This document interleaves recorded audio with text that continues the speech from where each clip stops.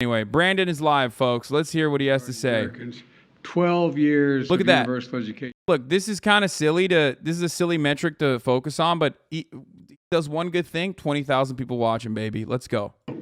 The cost of education beyond high school has gone up significantly. The total cost to attend a public four-year university has tripled, nearly tripled in 40 years. Tripled. Instead of properly funding public colleges, many states have cut back their support. We were just talking about that in the Oval. Many states have cut back support for their state universities, leaving students to pick up more of the tab. And for 50 years, Pell Grants had been a key way for the federal government to help lower-income families, particularly those earning less than $60,000 a year, to send their kids to college. Those Pell Grants used to cover 80% of the cost of going to a public four-year college. Today, Pell Grants cover 30%, roughly 32%. That's 1/3 of the cost as opposed to before. It matters. I remember walking up, my dad, like probably a lot of your folks, cared a lot about your education. My dad's greatest regret was that he never got to go to college.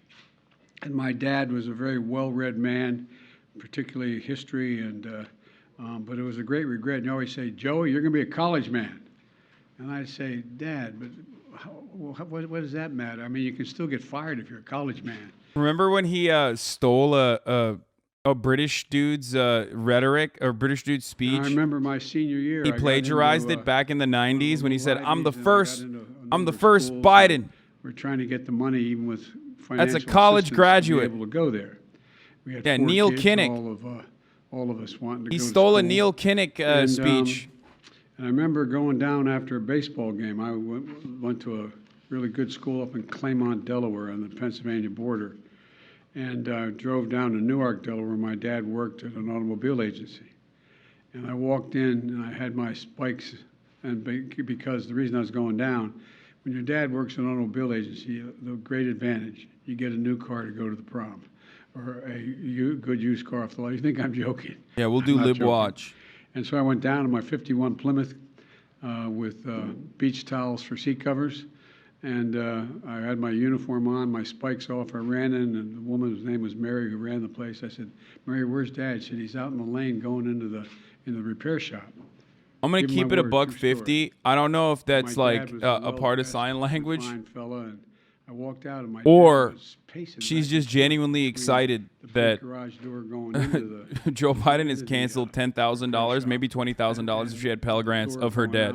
Because she was smiling, dude. He looked up, he said, oh, Joey, honey, I'm so sorry. But I guess maybe smiling is like a part of the emoting. Before cell phones. So something happened to one of my brothers or my sister or my mom or something. I said, what's the matter, Dad? He said, I went to see, the guy's name was Charlie Delcher, who was a vice president of the Farmers Bank, which was a state-owned bank that did a lot of the financing of people wanting to purchase a car. He said, I went to Charlie and asked to borrow the money. He said, he won't lend it to me. He said, I'm so ashamed. I'm so damn ashamed. You himbo facial expressions my are vital dad- in sign. I did not know that. My dad was like millions of parents all across the country. Want to help the kids to get to school, but there was just no way to be able to do it. It is also kind of funny when she's like, because he believed, as I do, that education part of the was a emoting? ticket Bro, you to sound a like better ACC. life. It's something Jill It's and funny I, when he's Kamal like and Doug, confused and we she has to understand convey deeply, and I'm sure confusion. the vast majority of you do as well. But over time, that ticket has become Like too expensive for too many Americans. All She has to be like- this means is an entire generation is now saddled with unsustainable debt in exchange for an attempt, at least, at a college degree. The burden is so heavy that even if you graduate, you may not have Emoting access is to true, by the middle-class way. It's life not that the XQC. college I degree said once provided. Chatter's Thinking Twitch Many invented the term people emoting. can't Yeah, emoting is qualify a for term in the mortgage English to buy a language. home because That's what of the she's debt doing. they Emoting continue is the to proper carry. term I use, by the way. They carry, it's too high. Silly They can't come up with juicers. the down payment anyway. A lot of folks are even putting off starting families because of the cost. And the dream of starting your own business is just way off in the distance with the debt that so many are saddled with. Many of you had to leave school because the financial strain was much too high. About a third of the borrowers have debt but no degree, and worst of both worlds, debt and no degree. The burden is especially heavy on Black and Hispanic borrowers, who on average have less family wealth to pay for it. They don't own their homes to borrow against to be able to pay for college. And the pandemic only made things worse. But we responded aggressively to the pandemic to minimize the economic impact of the harm of COVID imposed on individuals, Oh my families, God. and businesses. You all were there with recovery. Look, we increased unemployment benefits for That's workers who were hilarious. laid off. We provided loans to small What the businesses so they fuck? could stay afloat and take care of their families and their employees. This is the We Fox provided News website assistance to main people who put page. food on the table. Remember those long lines you guys would all film of cars, decent looking cars, not jalopies, nice cars. Not Just jalopies. waiting for a box of He said food to be put in the jalopy. trunk in the United States of America, waiting for over an hour to get food in a trunk. And we provided rent and mortgage assistance to keep people from being evicted and thrown out in the street. Our approach to help Americans who need it the most was necessary, and it was the right thing to do, and it helped people avoid financial crisis, which helped our whole country as a consequence of that. That didn't benefit them, it benefited the whole economy. Our approach is why America's economic recovery was faster and stronger than any other advanced nation in the world. Now it's time to address the burden of student debt in the same way. Working closely with the Secretary of Education, he's got the hard job, Secretary Cardona. Here's what my administration is going to do to provide more breathing room for people so they have less burdened by student debt. And quite frankly, to fix the system itself, which when we came in, we both acknowledged was broken in terms of. I love this, dude. There are three key factors what we're going to do today. First, we've made incredible progress advancing America's economic recovery. We've wound down pandemic relief programs like the ones on unemployment insurance and small businesses. It's time we do the same thing for student loans. Student loan payments pause is going to end. It's going to end December 30. I'm extending to December 31st, 2022, and it's going to end. Yeah, that's the best time part, for by the the way. payments to Student resume. loan debt Second, repayment has been my extended to campaign for 2022, president, I baby. made a Let's go. commitment. I made a commitment that would Post provide midterms. student Post debt midterms. and I'm honoring that commitment today. Using the authority Congress granted the Department of Education, we will forgive Does he say $10,000 2023? in outstanding I thought it was- federal student loans. But In addition, regardless, Students who come from low-income I families, suspect that they're gonna which keep allow them to fucking. qualify They're gonna to receive a keep Pell Grant, kicking the will can have down the their debt road. reduced $20,000. Both of these targeted actions are for families who need it the most. Working and middle-class people hit especially hard during the pandemic, making under $125,000 a year. If you make more than that, you don't qualify. No high-income individual or high-income household on top of the 5%, in the top 5% of incomes, by the way, will benefit from this action, period. In fact, about 90% of the eligible beneficiaries make under $75,000 as family. Here's what that means. If you make under $125,000, you get $10,000 knocked off your student debt. If you make under $125,000 a year and you received a Pell Grant, you'll This is get just an quantitative additional easement for the residential $10,000 housing market knocked done off by that the total, executive branch. for a total of $20,000 relief. 95% of the borrowers can benefit from these actions. That's 43 million people. Of the 43 million, over 60% are Pell Grant recipients. That's 27 million people who will get $20,000 in debt relief. Nearly 45% can have their student debt fully canceled. That's 20 million people who can start getting on with their lives. All this means people can finally crawl out from under that mountain of debt, to get on top of their rent and their utilities, to finally think about buying a home, Finally, or starting you a family, or You starting can pay. a business. You can pay your rent. And by the way, when Oh, this thank happens, God. the whole economy is better off. In the coming weeks, the Department of Education Pay your rent will and lay utilities. out in detail a short and simple form to apply for this relief, along with information when this application process opens. By resuming student loan payments at the same time as we provide targeted relief, I owe we're 18K taking an still. This is literally economically life-changing for me. I use responsible Pell course. Grants, so I should get the As a 20K relief. consequence, Congratulations, about chatter. $50 billion a year will start coming back into the Treasury because of resumption of debt. Independent experts agree that these actions taken together will provide real benefits for families without meaningful effect on inflation. Let's be clear. I hear it all the time. How do we pay for it? We pay for it by what we've done. Last year, we cut the deficit by more than $350 Why? billion. How do you pay for it? What do you mean how you pay for it? Economic activity. This is literally juicing the economy. Why do we only juice the economy by directly offering handouts to big businesses, corporations, or the wealthy? Why can't the fucking working class juice the economy sometimes? Because Medicare will be paying less for prescription drugs and over $1 trillion if you add it out for the next 2 decades. The point is this. There is plenty of deficit reduction to pay for the programs, cumulative deficit reduction to pay for the programs many times over. I will never apologize for helping Americans, working Americans and middle class. Thankful for this as an owner of 130 properties. This allows my tenants to be more on time with their rent, allowing me to not be so angry and hateful. The wealthiest Americans. And yeah, the this way biggest you can work on ADHD. This way you have more time to yourself to work on dealing in your everyday life as a landlord with ADHD. When the federal government forgave almost every single cent of You're acting like this isn't a good thing. No, this is a $700 great billion thing. What do you mean? Why would I say this is not a good thing? The only thing is I wish it was more. Across America during the pandemic. No one complained. What the fuck do you mean? Those loans caused inflation. Dude. This is literally, this is a, 1, campaign promise. 2, something that should have been done a long time ago. I am 100% a fan of this, okay? What the fuck are you talking about? The only thing I'm not a fan of is that it's only 10K. But there are other good provisions in here. Like, as long as you make like 150, as long as you make like a payment of $150, like your interests are stopped entirely. Like there's some really cool shit in this. In the debt repayment side too. That is like tremendous. Here's how. But I'm the most excited because now my fucking college-educated people will have $10,000 extra in their pocket so they can buy a $5 a month subscription or a free one in the form of a Twitch Prime and then avoid the ads at the top of the fucking hour. Let's go! You currently pay 10%.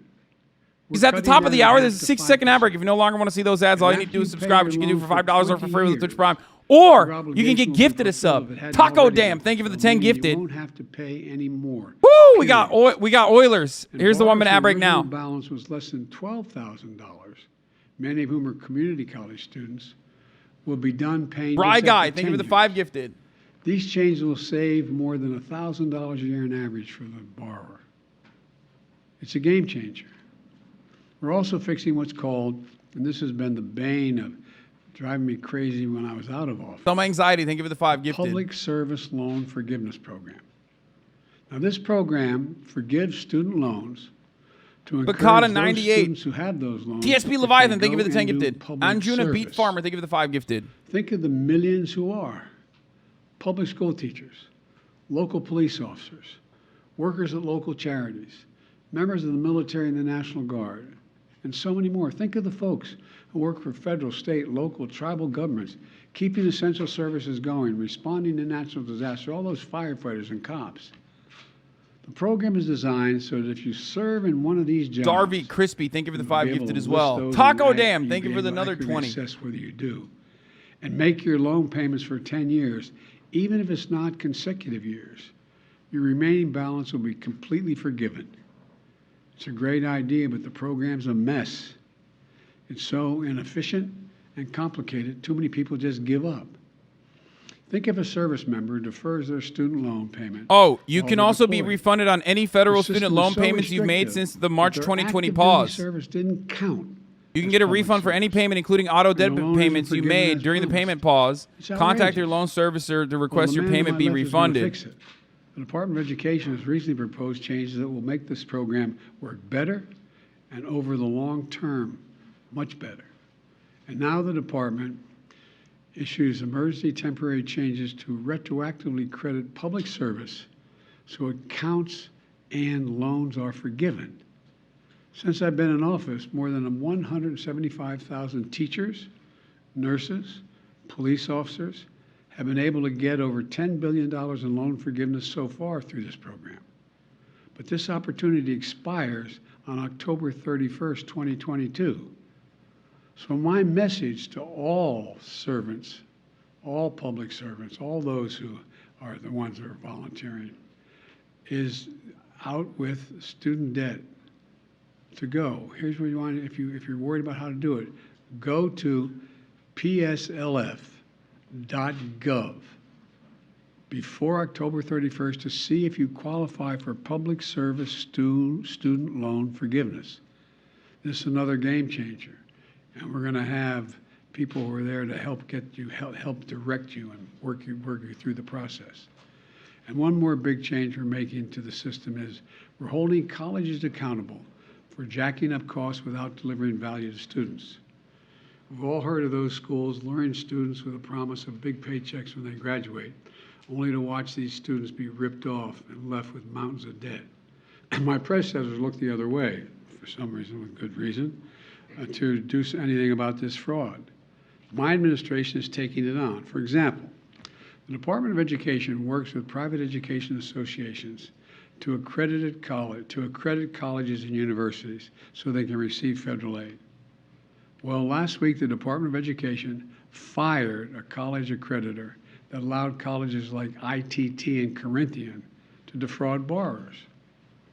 And combined with our emergency actions, the Public Service Forgiveness Program and other actions we've taken, we've been able to cancel more than $32 billion in student debt for 1.6 million borrowers, including those defrauded by these bad acting schools. Our goal is to shine a light on the worst actors so students can avoid. Please tell your chat that there's a lawsuit for predatory lending called Sweet versus Cardona, and those student loans are being forgiven if your school is on the list. This is for federal loans. Make everybody happy. Something is too much. I find it interesting how some of my Republican friends who voted for those tax cuts and others think that we shouldn't be helping these folks. Something is too little, but I believe my plan is responsible and fair. It focuses the benefit on middle class and working families. It helps both current and future borrowers, and will fix a badly broken system. And these actions build on my administration's effort to make college more affordable in the first place. It includes unprecedented investments, nearly $6 billion. You sign up for the loan, you should pay for it. Are they going to forgive mortgages next? I mean, that'd be sick, but medical debt, I think, would be the place I go to first instead of mortgages. So they could stay in school. Yeah. And I must be honest with you. I'm going to continue to fight for doubling the Pell Grants. I didn't get that done this time. Except, like, this is a federal loan. 12 years of universal education is not enough. You know what I mean? Like, they have the power to do that. Continue to work for universal pre-K. But yeah. For every 3- and 4-year-old. Can you imagine if they did that for medical debt, dude? Oh my God, this country would literally like start resembling a real country. I ran for office to grow the economy from the bottom up and the middle out. Because when we do that, everybody does better. Everybody does well. DJ 3 stacks, thank you for the 20 gifted subs. 20 stacks, baby. The middle class can have breathing room. 2 stacks. And that's going to help number America win the economic that Brandon is allowing. If you have a Pell Grant, much of my time you make less than 125K. How do we remain the most competitive nation in the world, with the strongest economy in the world, with the greatest opportunities in the world? That's what today's announcement is about. It's about opportunity. It's about giving people a fair shot. It's about the one word America can be defined by: possibilities. It's all about providing possibilities. Motherfuckers act like conservatives don't take out student loans, by the way. So, you know, remember that. How this is being implemented, and I want to thank you all. This is literally, what we're talking about is millions of Americans, okay? He just won directly millions of Americans, Okay? None. Zero. Straight up. Not With one single fucking bit. signature. Thank you. Millions of Americans are like, you just saved my life. This is life-changing. This is life-changing debt relief. To people who, in fact, Okay? do not own multi-billion-dollar businesses, they see why these guys give them all tax breaks. Is that fair? What do you think? What about people who paid their loans, though, struggle to pay? How much of your audience do you think is conservatives hate watching? Not that big. Conservative students just go to work for their daddy's firm making more than $125K. This doesn't apply to those turds. No, man, that's not true. He could have said also the highest percentage of Americans, 55%, approve of the 10K in forgiveness as opposed to more forgiveness, even though I don't personally think it goes far enough in terms of forgiveness. Why does no president point out, I'm doing the largest quantifiable will of the people here in moments like this to further drive it home? Because it's not good policy and it's not good politics. Because means testing means that there's going to be a lot of gaps. Ironically, when we talk about means testing, if you want to means test, I'm always a fan of means testing after the fact. Give the tax credits universally and then take it back at the end of the road. Okay? Like means test on the back end through the tax system. Because universal programs actually are good for having no resentment whatsoever, right? They're better so that people do not have any kind of resentment, but they're like, oh man, I barely fucking made the cutoff or whatever, and feel like a sense of anger because of that, right? I don't make anywhere near 125K, but I think it's a big mistake to do a hard limit here. If you make 125 on one, you fall off a cliff and get nothing from this versus someone who makes 124,999 regressive incentive. Sure, but it's the Democrats. They have to. Not to mention means testing costs more than what you save, and it just slows down the ability for social safety nets to work. Exactly. So I'm not an advocate for means testing. I do personally believe that if you want a means test, though, you can do it on the back end. Like once the means testing is over, once the means testing is done. Biden says there's plenty of deficit reduction to pay for the program. I will never apologize for helping working Americans, especially not to the same folks who voted for a $2 trillion tax cut that mainly benefited the wealthiest Americans. This policy is good. Good. Not bad. Good policy. The only criticisms that I would have over this policy is that it's not perfect or that it's not going far enough. But even then, this is a good start, okay? And the many layers of the debt relief, isn't just like, oh, dude, boom, 20K if you took Pell Grants are gone, yeeted, that you don't have to pay for, okay? That's great on its own, but there is more to it than just that, okay?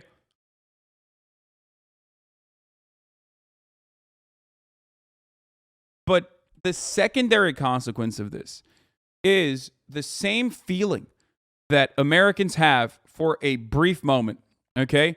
And this, I believe, maybe I'm being a little too excited. Maybe I'm being a little too, optimistic about this. But the number one thing that things like this, initiatives like this provide people is a sense of hope that the government can, in times of need, help you out. We saw this. We saw the impact of this during COVID when the stimmy checks started coming in.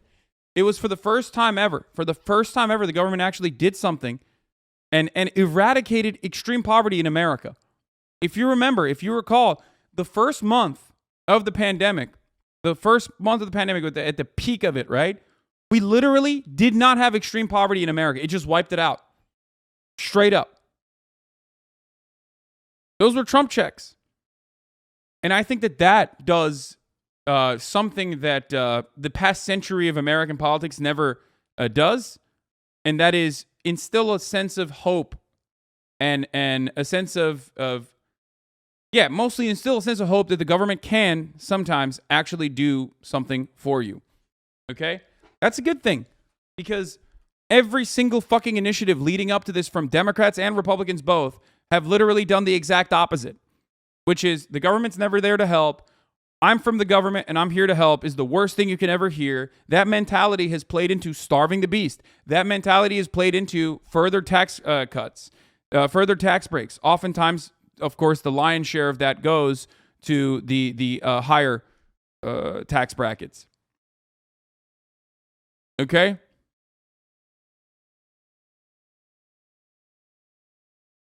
Ben Shapiro partnered with someone that received PPP. Cinestate is the former company, and now it's called Bonfire Legends, which is partnering with the Daily Wire to make their movies. Yeah.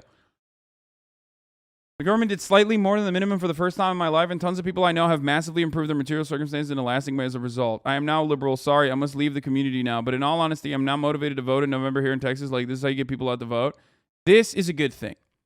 No matter which way Republicans and even a lot of Democrats who have a financial interest in stopping this from happening because, like, they have a vested interest in propagandizing for, like, debt refinancing companies and the like, that have a vested interest in ensuring their success because this hurts those companies.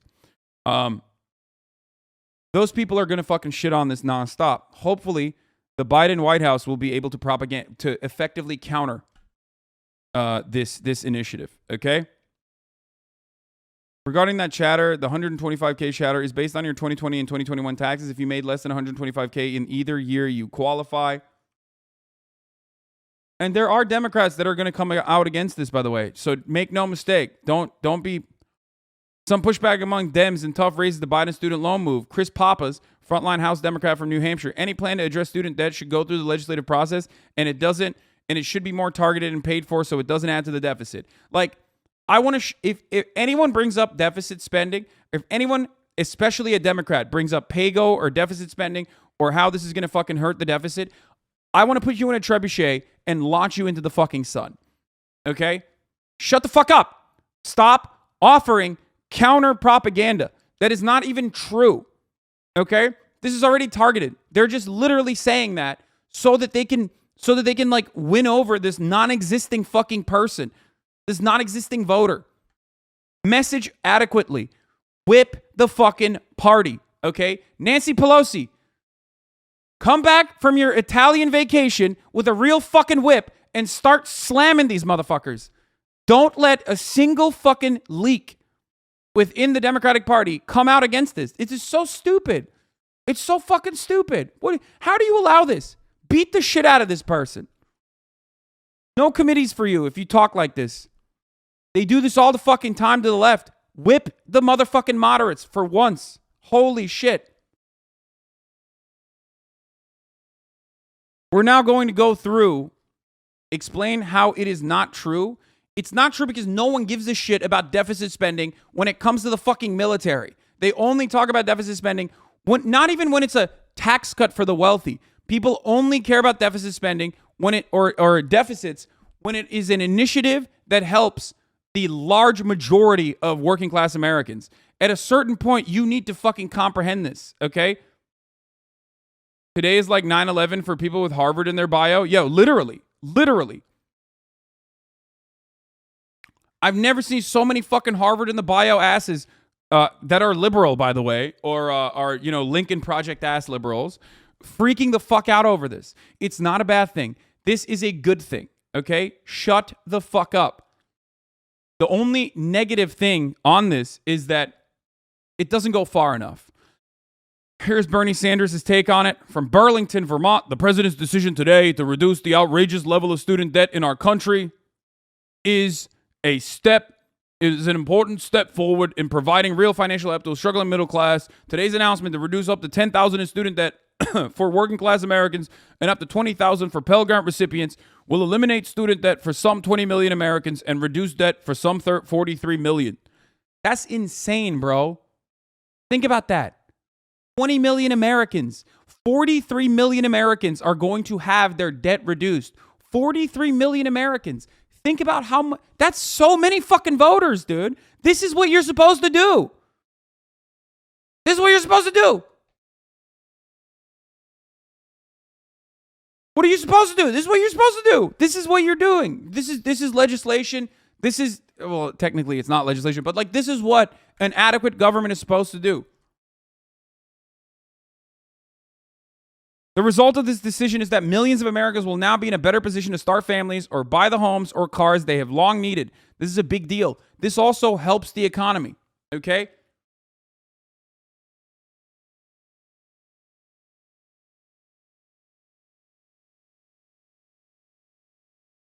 Can you rate this act on a 1 to 10? I want to get the decimal number to process your feelings. I'm at like a 7 right now.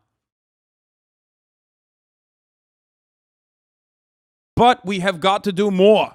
At a time of massive income and wealth inequality, education from preschool through graduate school must be a fundamental right for all and not a privilege for the wealthy few.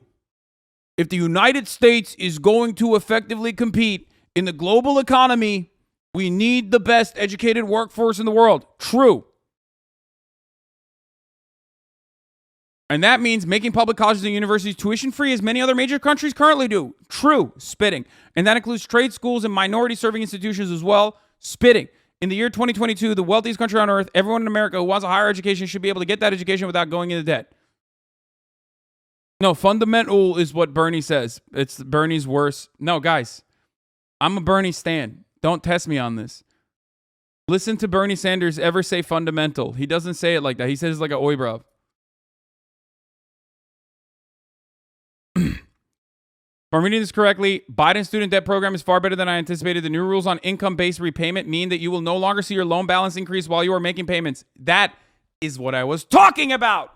This part of it is insane. You cover the borrower's unpaid monthly interest so that unlike other existing income-driven repayment plans, no borrower's loan balance will grow as long as they make their monthly payments, which are capped too.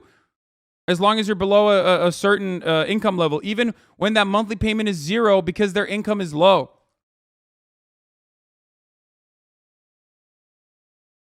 This is legislation literally already within the broad authority of the Secretary of Education to forgive debts. We need to stop feeding fascist fucks. Yeah, that's the main part. That is the huge W here. That's what I was referencing earlier. That's a gigantic help, dude.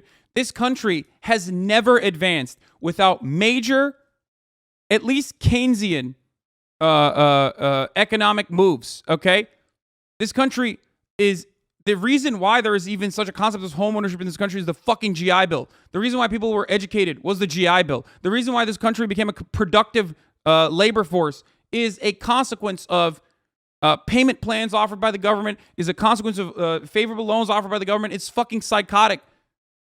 This is what America has always been about.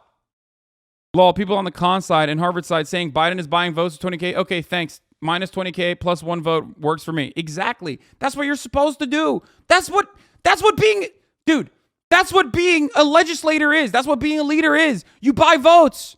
That's what you're supposed to do. What the fuck? We are so fucking brain broken in America that we literally think when politicians do something good, that's somehow a bad thing. These motherfuckers buy votes for the corporations of the wealthy every goddamn day. I've talked about this before. The old Mitt Romney tweet that I responded to, if you guys remember, maybe one of you can pull it up. A couple months back, Mitt Romney was like, what's next? Are we going to fucking eliminate medical debt too? And I was like, yeah, that would be great. Exactly.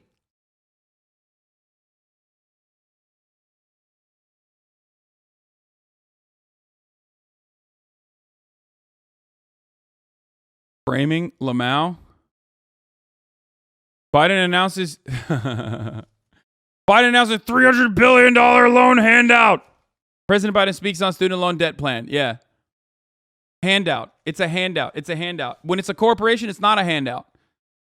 That's why these motherfuckers, when they act like they're of the Austrian school, right?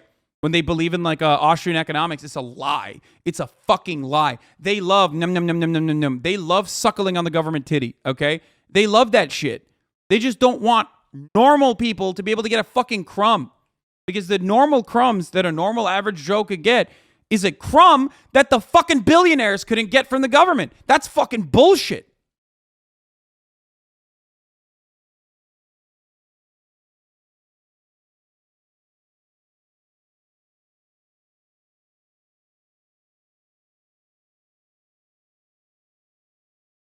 Oh, yeah, it was this. It was this. I mean, Mitt Romney had a vote. Mitt Romney had a take like this before that I responded to. I can't remember if I can find it. But I said pretty much this exact same thing that Ken is saying right now.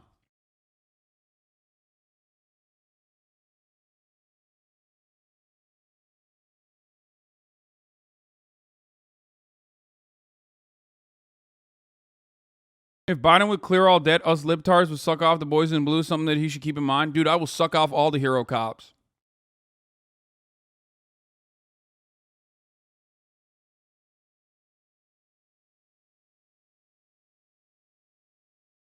Biden is literally telling every college in America to raise tuition by $10,000. This is my favorite fucking right-wing take. Which, of course, again, you can apply this attitude to every part of your lives. But Tom Cotton will never do that about landlords. You understand? It's like, oh, dude, what? These are not institutions that are completely removed from some level of control. You can't just, if they do that, we should punish them. They're already doing it. They're already fucking doing it. Is this it? Yeah, mask off moment from our elites as they show their disdain for the working class. Popular policies to win voters isn't bribery. It's your job. You do it for big corporations of the wealthy every single day, but the moment it's for the working poor, they can't comprehend it. Look, desperate polls call for desperate measures. Dems consider forgiving trillions in student loans. Other bribe suggestions: forgive auto loans, forgive credit card debt, forgive mortgages, and put a wealth tax on the super rich to pay for it all. What could possibly go wrong? I liked my own tweet. That was stupid, but whatever. Remember, it's only a moral hazard if we're doing debt relief for the working poor. It's never a moral hazard if a taxpayer-funded bailout package is built into the risk mitigation of a mega corporation currently engaging in stock buybacks.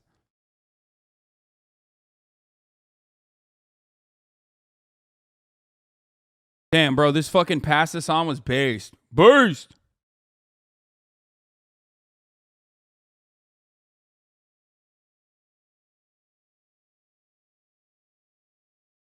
So true. One more thing, though. What about people like my wife and I who live well below our means after college to pay off our loans? Okay. I mean, I'm glad that you were able to pay off your loans, my friend. You know what I mean? I lived well below my fucking means after college to be able to pay off my loans, too. It doesn't work like that. You understand how fucking shitty that was. You struggled through it and you survived. What do you mean? What are you going to do? Kick people, kick the ladder back? Like, what the fuck is that about?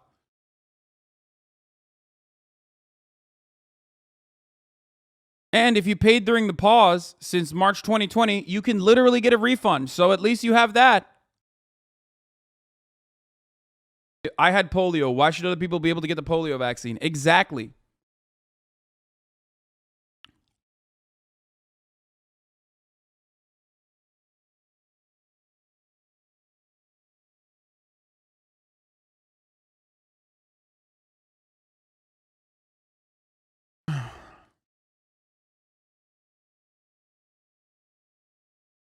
Can I have my car loan forgiven? Takes, implying that cars and education play the same role in society. And yes, mortgages and medical debt should be forgiven too. These are critical pillars of society.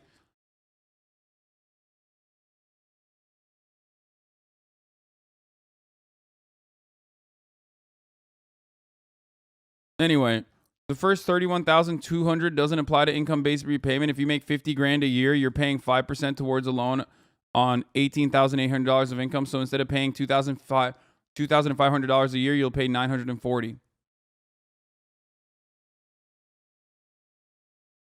So if you're someone who meets the 125K income threshold for forgiveness but are lamenting that you recently paid off your loans, ask for 10K or as much as you've paid since the pandemic began back, and voila.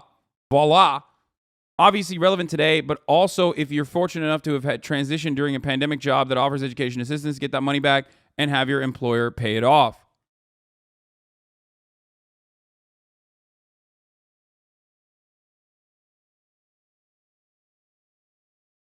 I had my ribcage cut open and heart removed for surgery in 1994. By this logic, I should be mad about stereoscopic surgery options for the same procedure today, but I'm not, of course. Yeah, that would be fucking insane. It's literally what conservatives are thinking, Lamau. This is coming from someone who has 6 figures of student loan debt, both federal and private. And this is a controversial opinion, so be ready. I do not think that the president should forgive any student loan debt. Because like a lot of people have been saying, it wouldn't be fair to the people who hustled and sacrificed and worked hard to pay off their student loan debt. They're not going to get that time or that money back. It kind of reminds me of how during slavery in America, when the slaves that had hustled and worked to escape their plantations and get to a free state, when they heard that the... Wait. She's joking. This is satire. No shot. This is satire. They're trolling. They're trolling. They're trolling. The president was going to sign the Emancipation Proclamation. They were like, this isn't fair to me. Do I get all the years back that I was enslaved? No, I don't. Don't sign that. Don't do it. And also just personal. Also, she's joking. Guys, she's joking. Calm the fuck down. As soon as she said slavery, I was like, oh, okay, she's joking. That's literally, she's joking. Holy fuck, leftist chat, calm down. While we're at it, I don't think that we should be making advances in medicine either, because it's really not fair to the people who have already died.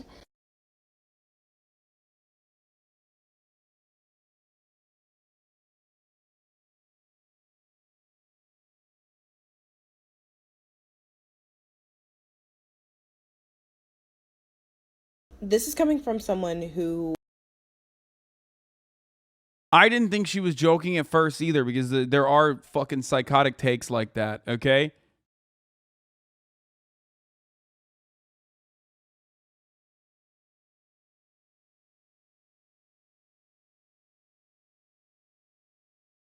Using slavery for political jokes is kind of weird, though. Yes, cancel this black woman for making a joke. Wait, where are these people coming from? Calm down, bro. That's not a problematic joke at all. That's a great joke. Shut the fuck up. Here's Moscow Midget's take on Biden's attack on capitalism.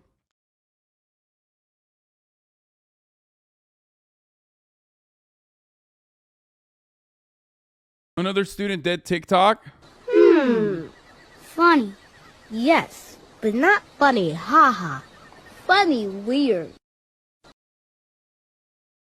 Cute how we also pause repayment of loans until after the midterm. Shaking my head. Evil Brandon is alive. Not so well. I mean, yeah, the repayment pause after the midterms is a good fucking idea. Like, it's just politically expedient. He's probably going to... I mean, it sucks. I wish they would do more.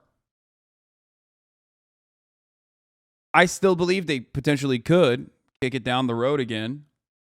Why do so many leftists lack a sense of humor? If this keeps up, I'm going to have to start watching Louder with Chowder. Yeah, well, I think, you know what this is? I'll just explain it to you this way. It's not a Democrats, Republicans thing, okay? I think it's more a politics thing. If you're a politics understander, your brain becomes so fucking fundamentally broken by understanding politics or thinking you understand politics that, like, the same part of your brain that would actually offer, I don't know, the humor bone or whatever, to look at quips and goofs and gaffes and laugh at it becomes incredibly serious. And that's precisely the reason why, like, Republicans can only do humor by being, like, insanely racist because they have no humor bone. And leftists can only do humor by writing fucking theory because they have no humor bone. No, that sounds dumb. No, okay, well. Biden also called out the PPP loan forgiveness hypocrites after a question from Ducey. Yeah, he did. That was the last thing he said. He was like, yeah, corporations got like, what, $400 billion. Shut the fuck up. Paid their student loans or chose not to take out loans? Is it fair to people who, in fact, do not own multi-billion-dollar businesses to see why these guys give them all a tax breaks? Is that fair? What do you think? What about people who paid their loans, though, struggle to pay their loans, and now others don't have to? It's psyops by the conservative. Their takes are so wild, the left doesn't know what's a take and what's not anymore. Love your point. Thanks. Honestly, what about working on teaching financial literacy so people don't take this credit off their debt and grow their credit card debt in the future instead? I know so many college students who pull out so much on their loans above tuition costs just to go out and live an Instagram lavish style. Yeah, no, you're right, man. I think we should punish 45 million Americans because you found a guy. That's how I would write policy. 45 million Americans that are suffering, saddled by student loan debt for no fucking reason when college education should be free, especially because it makes a more productive labor force. And then one guy that I made up in my mind. No, you're right. And that guy, of course, would magically solve his problems, the made up guy, by having a financial literacy class. I guess he just didn't pay attention to financial literacy. That's why he did that. No, you're right. That's cool. No, thank you. Thank you for that take. Luckily, we don't fucking cut policy. What? City on Hassan's Valorant skills? I did 104 damage. You spammed him? You spammed him? Motherfucker, I don't have money. What do you mean you spammed him? I'm not good. I'm not good enough to, like, not die. We keep winning, but I don't have money. Wait, what? Please do not mistake You're me. revived. Well, I take this all of it. Like, it's clear this man has never seen a Valorant video in his life. I've never even encountered it. Like, I have no idea what Valorant is. I just literally, this is like my 4th time playing. Like, she's right. It. My friends play this game. I might as well just like queue it up and see what happens. This man has never seen a Valorant video. Has absolutely no idea what's going on. It's great. Yeah, I haven't even watched a Valorant video on accident. Okay? I hope that he stays a pure Valorant soul, and it does not become a life-sucking force for him like it did for the rest of us.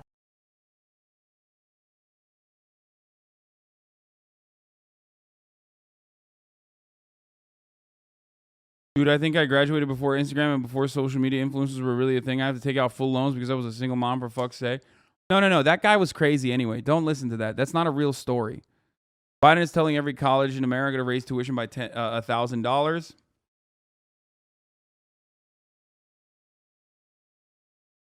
Both of my best friends are going to the Marines for debt. Pretty bad timing. Yep. Oops. Well, maybe they can get out. Remember when you yielded to chatter for exactly the same take? If you suffer for the repayment of other shit too, right? People are just selfish. Yeah, that's just selfishness masked as like some kind of moral purpose. Okay? That's what I'm saying. Like you're literally describing being selfish and describing envy, but you're trying to moralize it by being like, well, what about the integrity of all the people who paid off their debt? Okay, well, I did too. Suck me, okay? And I'm not an asshole, so. Son, you make a lot of money. Yeah, I do. I pay them off when I didn't, though. You know?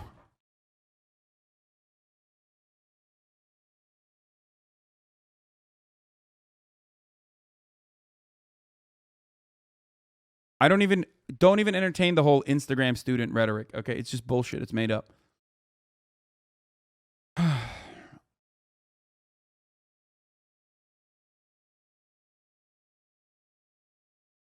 Sorry if the really stupid question, does the student loan thing have to pass Congress? No, it's not. That's the beautiful part about it. These are federal loans. Therefore, the president could actually, literally with the pen signature, with the signature of a pen, actually forgive all of them if he wanted to. $1.6 trillion worth, as a matter of fact. Yeah. Isn't that wonderful? Isn't that cool? He could do that. The same exact principle applies to 10,000 as it does to every single penny. Straight up.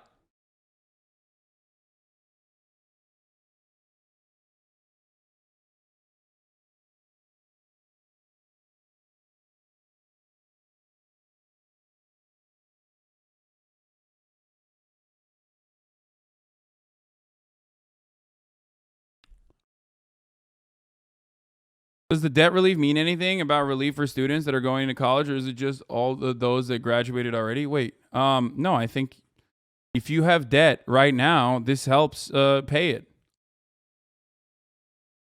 That chatter was just playing devil's advocate. I hate debate bros. Why are you advocating for the devil? Yeah, I mean, it's just not a good... He wasn't even doing a good job advocating for the devil then. The honest truth is, if you were poor, I got Pell Grants and loans, and this pays off all my debt. This will help millions. Why are you complaining? This whole conversation is so detached from reality. Yeah, I mean, it is. It is straight up detached from reality.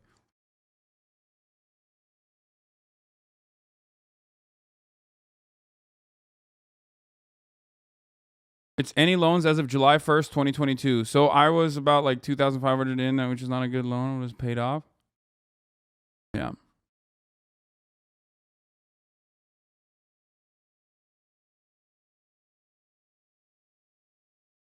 Yeah, the pushback from the Dems is bullshit. Fuck those people. They can suck me. They can fuck and suck me, okay? Betsy DeVos came out swinging for this. All of the worst demons are going to come out against this, by the way, which should reinforce the happiness that you feel about in this very moment, that the government has actually finally done one fucking thing right, okay? It's a small step in the right direction, but it's still a good step. 3 key things that are true. This is 100% illegal. Pfft, no, it's not. You were literally the Secretary of State. Shut the fuck up, you dumb motherfucker. This is unfair to everyone who paid their loan or never took one out. This doesn't fix anything. College tuition will keep rising and students will keep taking on debt. Yeah, it's really unfair that we're funding the fire department for all of those people who haven't had fires in their houses, right? It's so fucked up.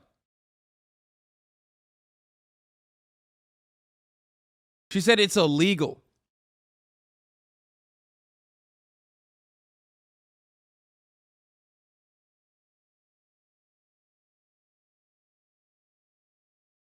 Yeah, one thing that should reinforce, if you don't know anything about this, if you don't know anything about this plan, if you don't know anything about this fucking plan, the one thing that should make you feel confident about it is that Betsy DeVos and every dumb liberal motherfucker and every dumb conservative motherfucker is against it. Perfect. That's great.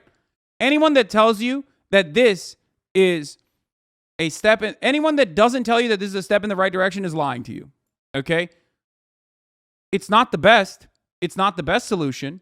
And there is so much more we have to do. But anyone that gets mad at this is fucking ridiculous. Unless they're upset that it's not more, because there was a promise that it was going to be much more. Okay? When the government does something I dislike, it's socialism and it's illegal. Also, conservatives coming out of the gate swinging with the one joke that they have. One joke Andy.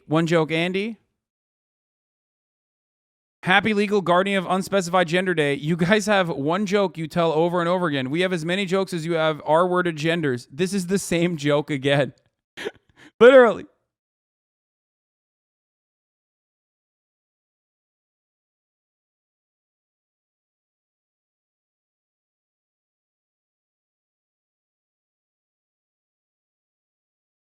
I literally just finished paying off my student loans in May. Forgive them all. My friend, I have something wonderful to tell you. You could ask for a fucking refund. If you just paid off your loans, that means you probably paid off your loans in the past, in the moratorium period. Therefore, you can ask the government for a refund on those payments. There you go. Isn't that great?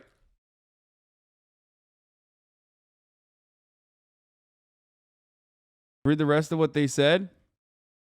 No, I know. Does this cover Parent Plus loans? I'm worried my wife won't get money for her loans since they're all in her mom's name. I don't know. Okay, but we're going to go through the federal student aid, studentaid.gov/debt relief announcement. This is the plan that is going to explain it. I know that chatter was agreeing with me, by the way. Just because I paid mine off doesn't mean we shouldn't help others. It's so ridiculous. I know that chatter was agreeing with me. I make over 125K. Okay, big flex. You make over 125K a year, and here you are not gifting people, okay? That's fucked up. No, I'm just kidding. Don't do that. Okay. Plus loans are covered. Okay. Holy shit. This community is so anti-reading until... This community normally is very anti-reading until debt relief comes around, and motherfuckers have already read through every paragraph and every letter of this. There's like 1,000 chatters that were like, no, it covers it. I read it already. God damn, dude. What happened? I thought we were against reading in this community. It turns out when fucking money's on the line, all you motherfuckers became the most astute.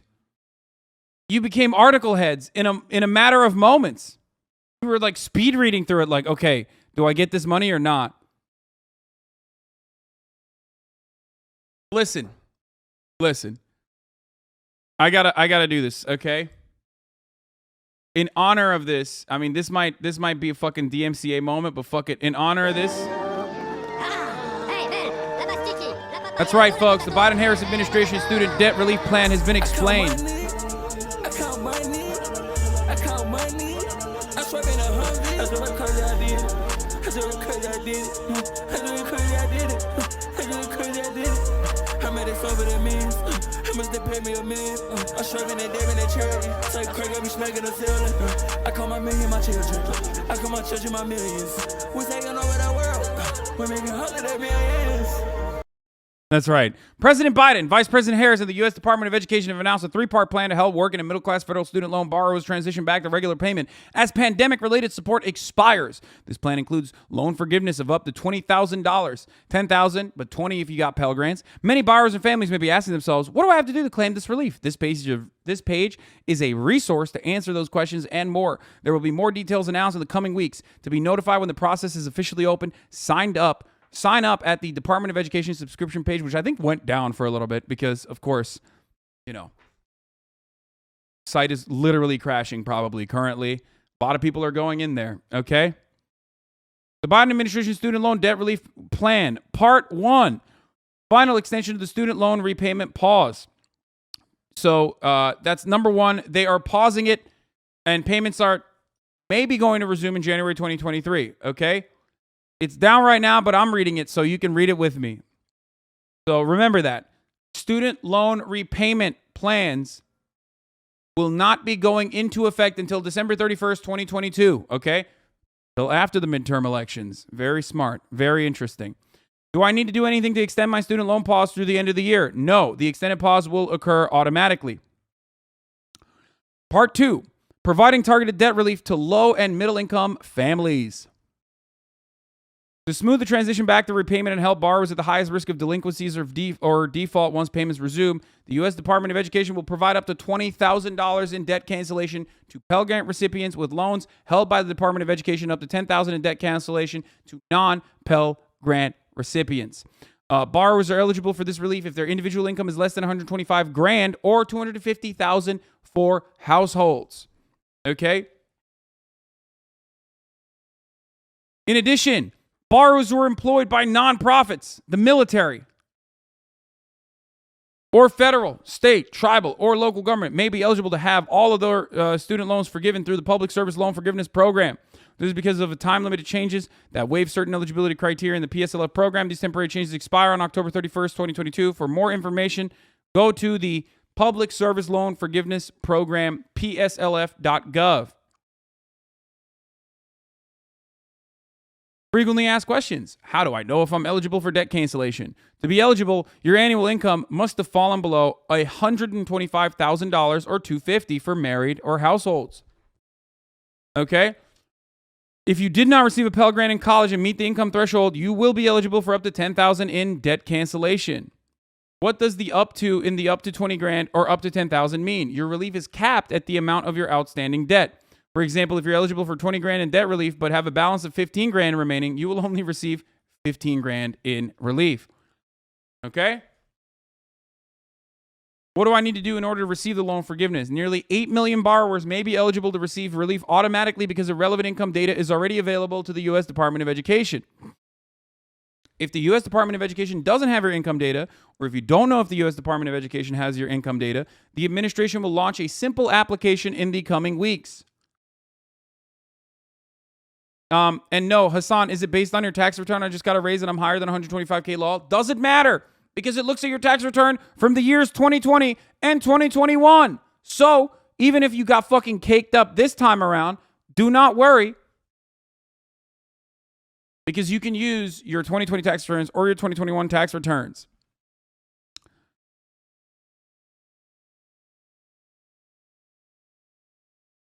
I mean, unless you already filed. Okay. The application will be available before the pause on federal student loan repayments that ends in December 31st. If you would like to be notified by the U.S. Department of Education when the application is open, please sign up at the Department of Education subscription page. What is the Public Service Loan Forgiveness Program? It's remaining balance on your student loans. We already covered this. Part 3, make the student loan system more manageable for current and future borrowers. The income-based repayment plans have long existed within the United States Department of Education. However, the Biden-Harris administration is proposing a rule to create a new income-driven repayment plan that will substantially reduce future monthly payments for lower and middle-income borrowers. Now, this rule would require borrowers to pay no more than 5% of their discretionary income monthly on undergraduate loans. Okay? 5%. No more than 5%. That's the cap. This is down from the 10% available under the most recent income-driven repayment plan. Okay? Raise the amount of income that is... Hold on. I gotta fucking... throw this out. Raise the amount of income that is considered non-discretionary income and therefore is protected from repayment. Guaranteeing that no borrower earning under 225% of the federal poverty level, about the annual equivalent of a $15 minimum wage for a single borrower, will have to make a monthly payment. Okay? Forgive loan balances after 10 years of payments. Instead of 20 years, borrowers with loan balances of $12,000 or less. Cover the borrower's unpaid monthly interest so that this is the major part, this is the big whammy. Cover the borrower's unpaid monthly interest so that unlike other existing income-driven repayment plans, no borrower's loan balance will grow as long as they make their monthly payments, even when that monthly payment is $0 because their income is low.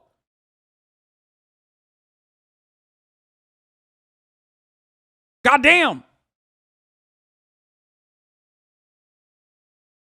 The Biden-Harris administration is working to quickly implement improvements to student loans. Check back to this page for updates on progress. If you'd like to be the first to know, sign up for email updates from the U.S. Department of Education.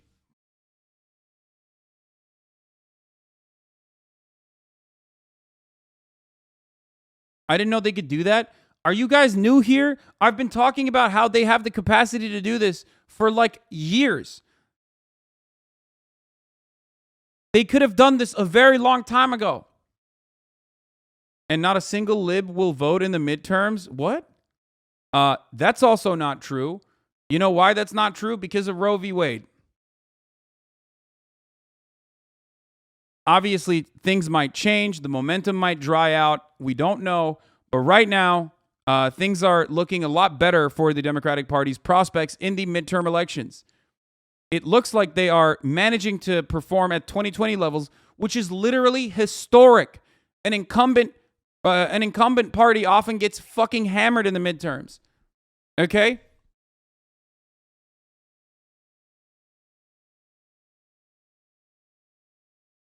If the Biden administration and the Democratic Party can perform at 2020 levels in all of the fucking counties during the fucking midterms, during the 2020 midterms, that would be bananas. Do you understand? Pat Ryan defeats Mark Molinaro in the New York special election. This is a huge victory for Dems in a bellwether Biden plus 1.5 district. Now, this, of course, is a little bit different because this is like so close to the Roe v. Wade decision.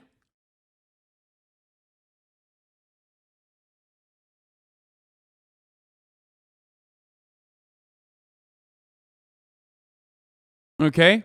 Which is why it might be performing this way. But so far, so good. Tyson Brody says, I know the Overton window is now trite, but one funny example is all the Biden-Harris online partisans who spent the past 2 years mocking student debt cancellation to punch left, now rushing to embrace the White House plan as a sensible policy.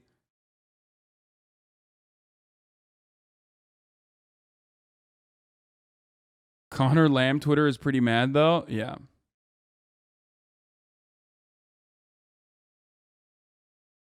So many people didn't do that income repayment. It took my loan payments from 392, and that was before the pandemic.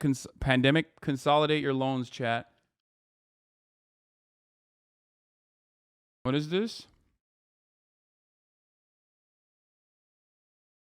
Oh my God. What's that about paying loans back? The House Judiciary GOP. If you take out a loan, you pay it back, period. Huh. Dude, I think we should do this. I think legally speaking, if you come out, okay? If you come out against like loan forgiveness, I'm going to save this image. Hold on. And I'm going to post this. Hold on. If you publicly come out against loan forgiveness, the federal government should come to your house with 87,000 new IRS agents kitted up with Bayraktars and force you to repay every single dime you got.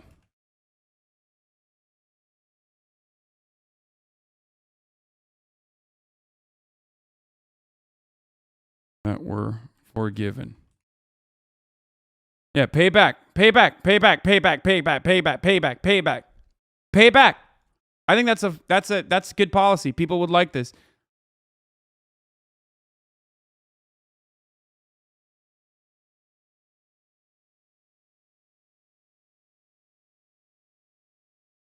If you publicly come out against loan forgiveness, I'm just like reading it again. The federal government should come to your house with 87,000 new IRS agents kitted up with Bayraktars and force you to repay every single dime you got from the PPP loans that were forgiven.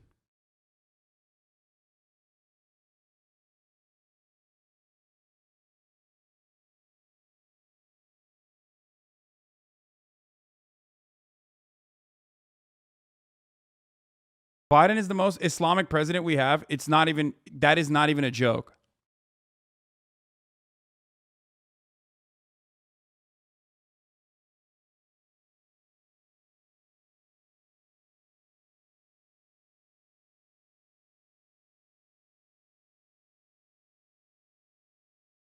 Juice it. Yusuf al-Bidan. Yusuf al-Bidan. He is alive and well. It's true. Buying a Zom with my dark brand in 20K. Meanwhile, the student loans in Sweden and Scandinavia is a dream, almost 0% interest, and you pay off the loan over like 20 years. They want as many people as possible to study because it benefits the state. I know. Hey, you know what else some countries do? They literally pay you to go to college. Not only is college education free, but in certain European countries, you might even get paid to go to college, okay? Because that's what a normal country should do. Why? Why? Well, because that's how you make a more productive labor force, okay? That's how it works.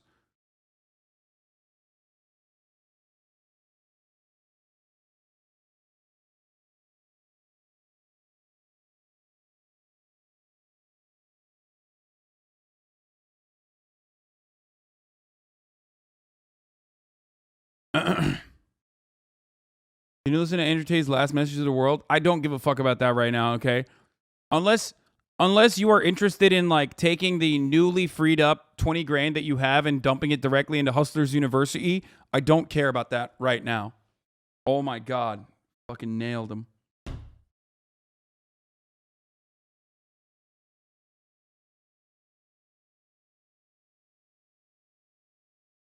In Belgium, when you work, you get checks to pay off your student loans.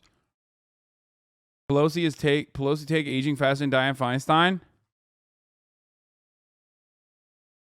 From 7/28/21, House Speaker Nancy Pelosi, people think that the President of the United States has the power to debt forgiveness. He does not. He can postpone. He can delay.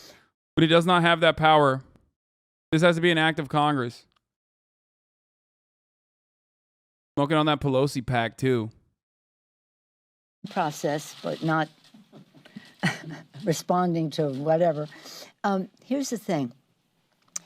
People think that the President of the United States, is this more on the subject than you ever want to know? Well, you'll let me know.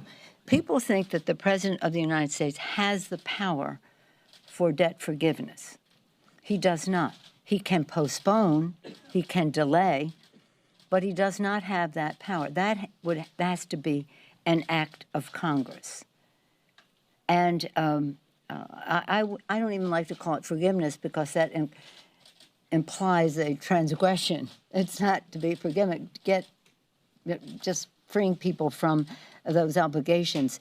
So the question of who gets forgiven, to use the term of art that is out there, is a debate. Do we use whatever money there is for the broadest base of support of those with more people with even less debt or fewer people with more debt?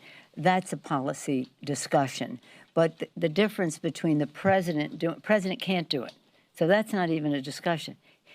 Not everybody realizes that. But the president can only postpone, delay, but not forgive. And that following up, what would be the... Who cares? Okay, then delay it permanently. The president has the capacity to do so. Who is going to turn around? What fucking president is going to come in, okay, and reverse that with executive decision, with an executive order? What fucking Republican or Democrat is going to turn around and be like, hey, 45 million Americans, you're fucked again? No, dude. People saying Trump, you're out of your fucking mind. You are insane if you think a single Republican is that stupid. This is why they fight so hard against social safety nets, because they know undermining already established social safety nets is impossible. That's why they can't fucking cut Social Security. They know once people have it, you can't take it back. You understand? That's why they fought so hard against Obamacare. What happened? Trump tried to fucking take it away. What happened? It didn't work. That's how it works. That's why the Republican Party so effectively tries to shut this before it happens. Do you understand? It is infinitely more difficult to reverse social safety nets and take it away once people have it. Do you understand? Look at the NHS.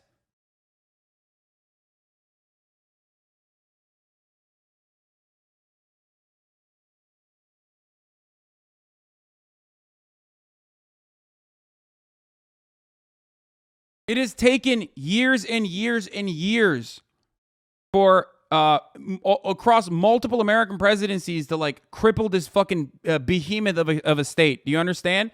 It didn't happen overnight. They have to do it slowly but surely.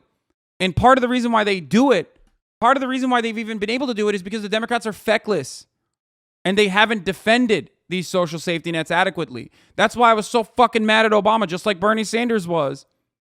During his re-election, where he straight up ran at a certain point on basically cutting Social Security, gutting Social Security. That's why it's imperative, it's incredibly important for the Democratic Party to not give up and to keep pushing, okay?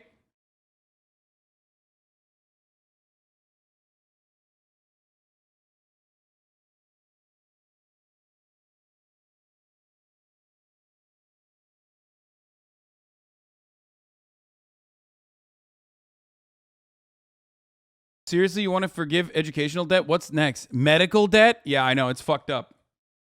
I know. I do want to forgive medical debt as well. All students in many, many campuses are getting emails like this. Yeah, think about what this is going to do to drive people to fucking vote, too. I know a lot of you do not care about electoralism. I know a lot of you have given up. But this is 45 million Americans that got a serious fucking debt relief. Like, that's huge. That's fucking huge, man. That's still a big deal. This is why I always say, even marginal differences in policy amongst the two parties, and it's really disgusting that the Democrats know this and use this to their advantage, but even marginal differences amongst the two parties that are often just bipartisan on every single issue leads to drastic outcomes on the ground.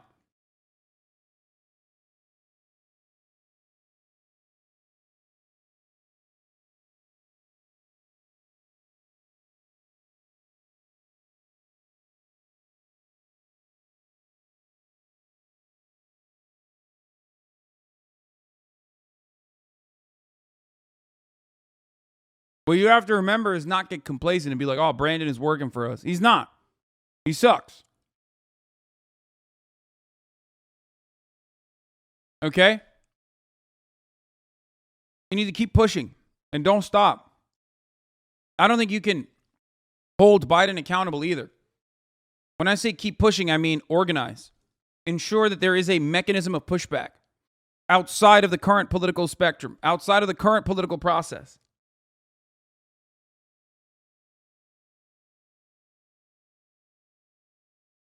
But it's not a bad thing. This is a good thing.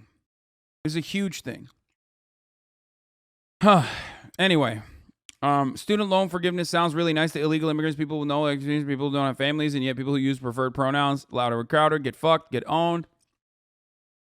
McConnell says Biden's student loan forgiveness is a wildly unfair redistribution of wealth.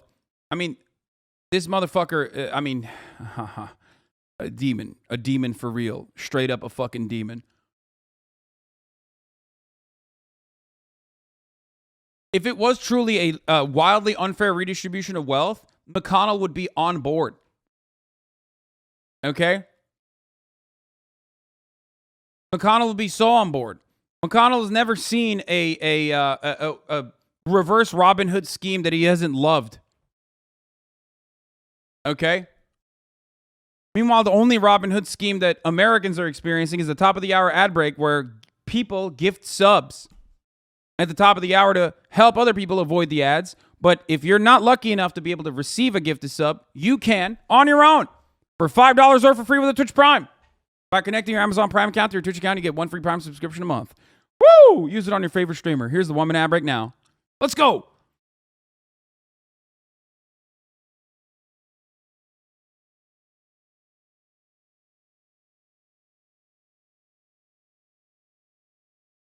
I don't even know what happened behind the scenes. I guess like they saw that this was going to be good for the midterms or something, and they boosted it, which is fire.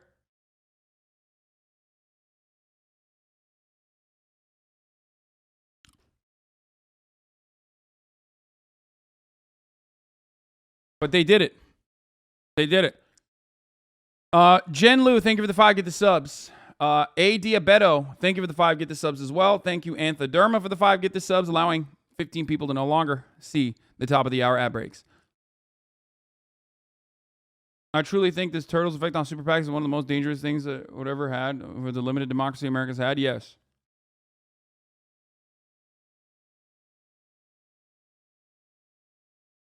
Okay.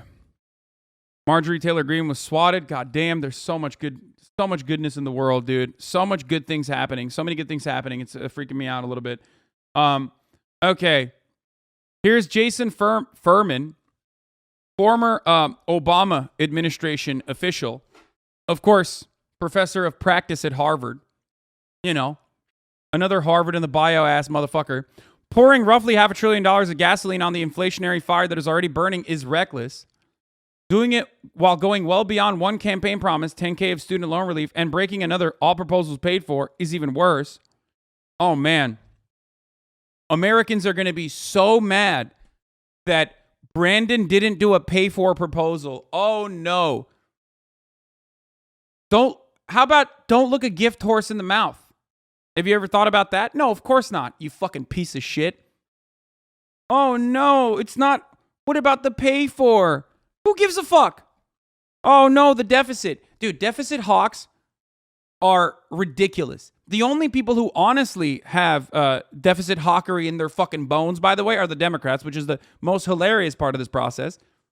Okay? It truly is 9/11 for people with Harvard in their bios. I mean, straight up. It is true.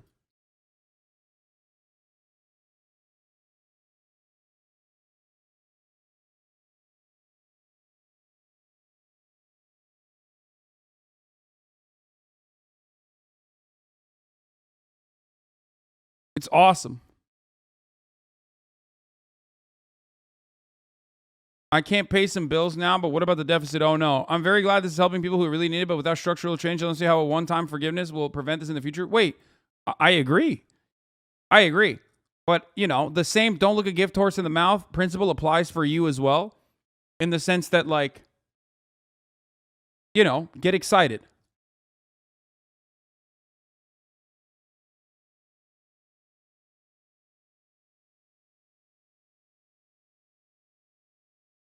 Distribution of student loan borrowers by balance.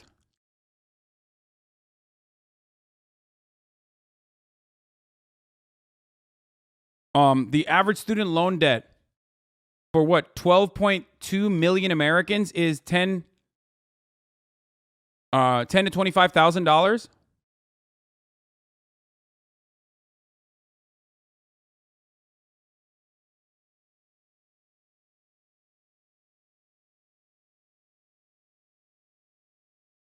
Brain Toilet 25, thank you for the 10 gifted subs.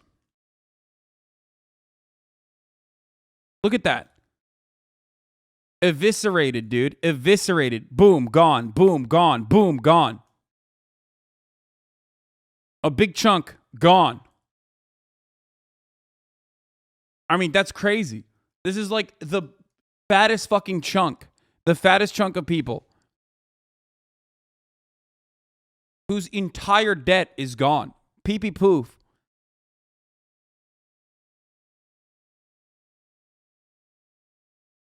They didn't know this many people could be brainwashed in unison. Quite impressive. Wait, I want to know what he meant. Oh, dude, don't ban him. I want to know. Is he like, we're brainwashed into fucking what? Getting excited about like debt relief? That's so crazy.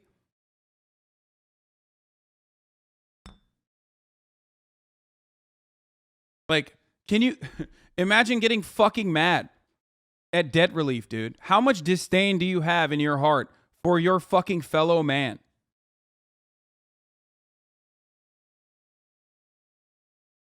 How much hatred do you have in your heart for other fellow citizens?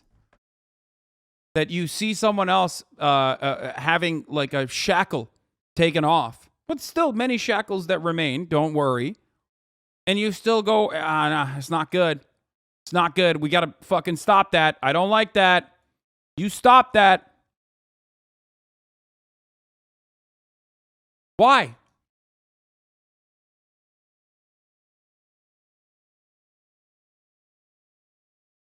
Oh.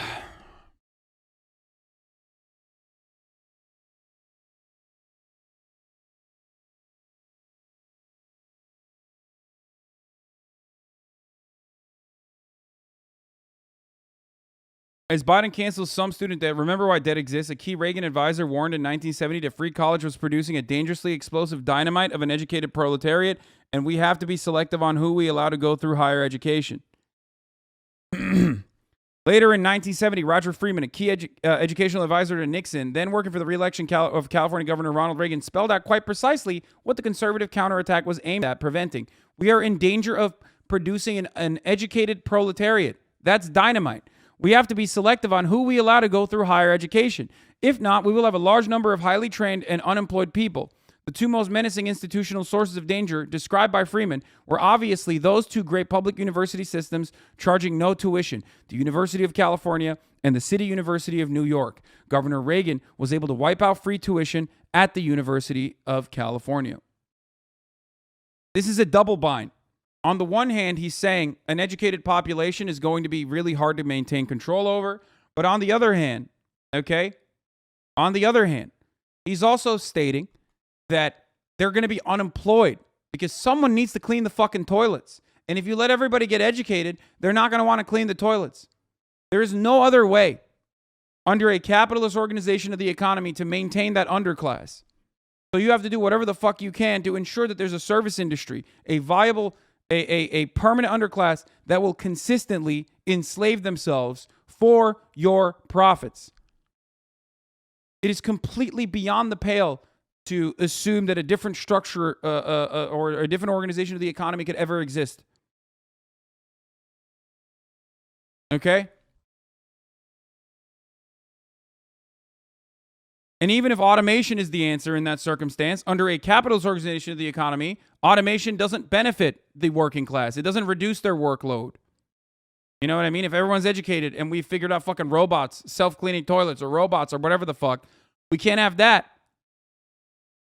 Or rather, that doesn't benefit you because that just replaces a fucking job instead of lightening your workload as you become more productive. Instead of having you work 20 hours a week, having you work 8 hours a week, okay, and make the same amount of money, but have a tremendous amount of freedom to pursue other things, okay? God forbid. God fucking forbid. You look 40 now instead of 30? I don't know. It is what it is. Still fucked your mom, though.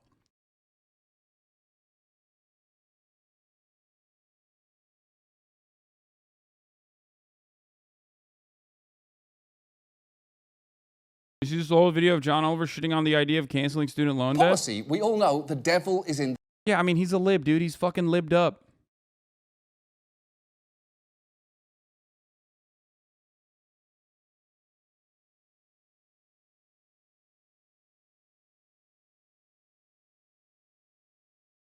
The r/neoliberal sub had a bit of a meltdown. Check r/subreddit drama if you want. Oh, wow. You mean to tell me that Margaret Thatcher's ideology on the subreddit dedicated to Margaret Thatcher and Ronald Reagan's ideology is having a bit of a meltdown as a consequence of misunderstanding what neoliberalism is?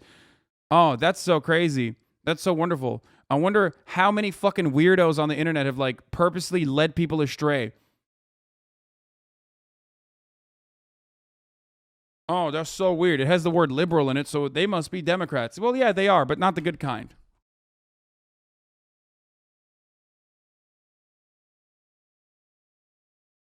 If there is such a thing, even.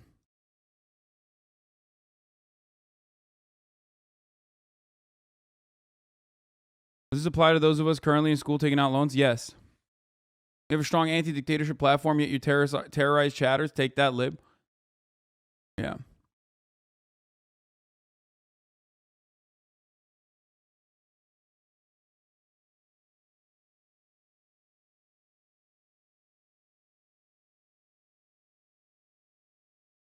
What?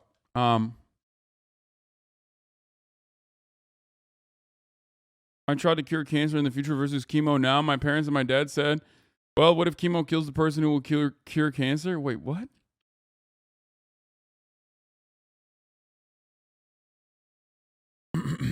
Okay. I already saw the Dark Brandon moment. We watched it live. Before we get into Marjorie Titan Green and what happened to her, let's get back to Jason Furman, former Obama administration official. The White House fact sheet has a sympathetic examples about a construction worker making $38K and a married nurse making $77 a year.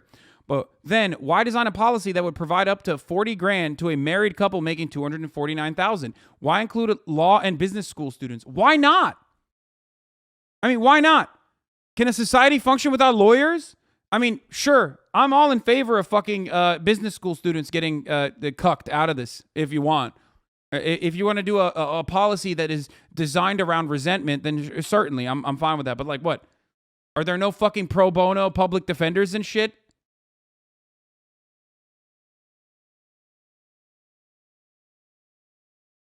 It's so stupid. Fuck you, Hassan. Yeah, suck me, okay? You're in business school. You should be making more than $125,000 a year anyway. That's why you went to business school, right? I saw a fucking funny ass TikTok. Wait, let me see if I can find this TikTok. It was so good. I liked the TikTok earlier today and commented on it, actually. It was like about a guy going to law school. What the fuck is this? God damn it. Sorry about that. Loud audio. Boys, very hard to... Desktop TikTok is just so cancerous and so bad. Oh, here it is. Here it is. Let's watch.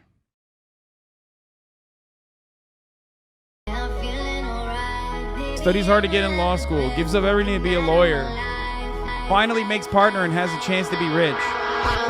Dudes who bought a house in San Francisco in 1993. Dude with a Twitch stream. Get fucked. Hey, business school Andes, suck me, okay? Hey, here's what I got for you. Not only one, but two of these, okay? Oh, I'm sorry. Did you get an MBA? Are you saddled with student loan debt? Oh, dude, get excited.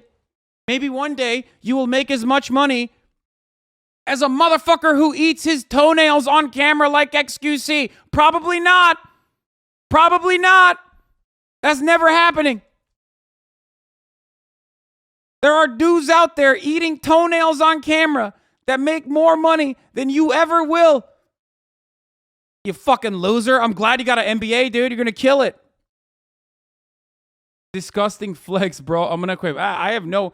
Dude, listen. I personally believe it should be... You're talking to someone who thinks it should be illegal to get an MD and an MBA at the same time.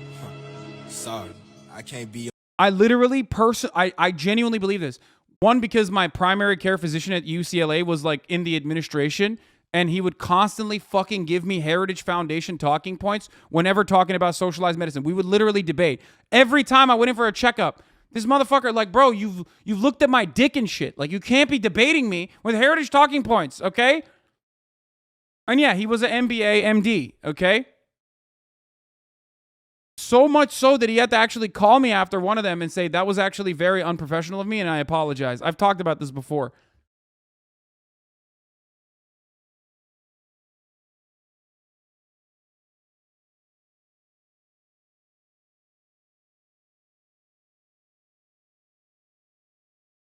As someone with an MBA, why are you hurting me after I hid your billions in the Cayman Islands? Yeah, get fucked. Can we please move on from student loans? You covered it for like 3 hours yesterday already. First of all, no, I didn't. Secondly, why the fuck would we move on from this? It is incredibly important policy. And I haven't finished like all of the most important parts about this. Canceling student loan debt is especially making fun of all the hot takes, making fun of all the dumb conservatives that are freaking the fuck out over it. Let me see this. Yo, man. Business school students hitting the gritty. I'm sorry, she a fucking fan. I get bread, all these fucking bands. I was 7 years old, on God, I knew I was the man.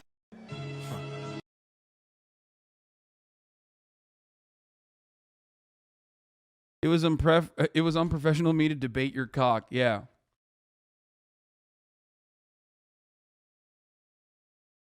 Wait, so what's your actual take about this? My life just got 100 times better, that there's a huge teacher shortage and I can be a teacher and get most of my debt forgiven and live my low income dream. Wait, what do you mean? I'm celebrating. This is great. This is a wonderful thing. The only part about this that I'm like, you know, not super excited about is that it could have been more, you know what I mean? That's it.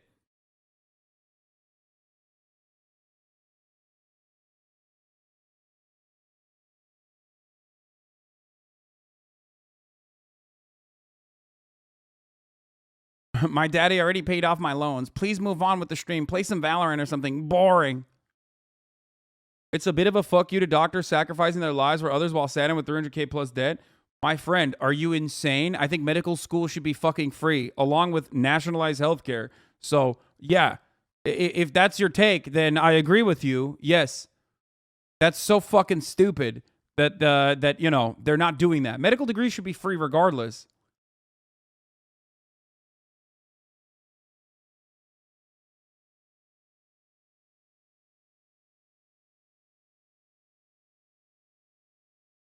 Go to tweet about student loan forgiveness. Oh, I love this. Joe Biden, instead of giving 10K to people with student loan debt, add 10K debt so they grind harder. Exactly, dude. Cryptic is here illegally. 10K isn't going to do much for them, but fixing the interest accrual on loan repayment is huge for those people. That's huge. Capping it at 5% is huge. And also eliminating interest during that process, as long as you make your debt repayments, even if it's $0, is also gigantic. Okay, those are huge W's. And also 10,000 or up to 20,000 if you have Pell Grants. That's not a small number. I just showed you the gigantic swath of the population that has a like the highest number of people, up to 12 million people, have $10,000 to $15,000 in student loan debt. That's huge, dude. Are you fucking crazy? It's like around 28 million fucking people that have gotten that level of student loan debt. Sure, you might have gotten more. You might have gotten more, but ultimately, it doesn't matter. Like, there's a huge swath of the population that will have almost their entire student loan debt eviscerated.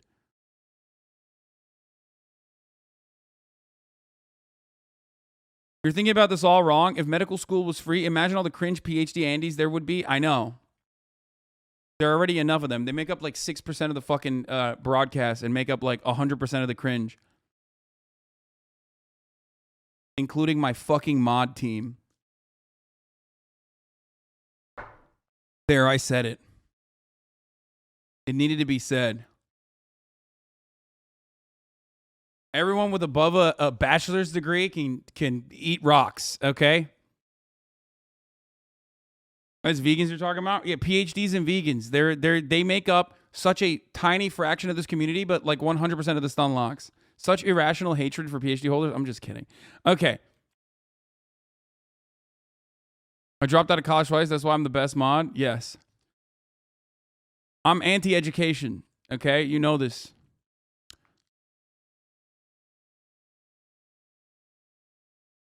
I'm expressly anti-education. You did too much college. You did too much college.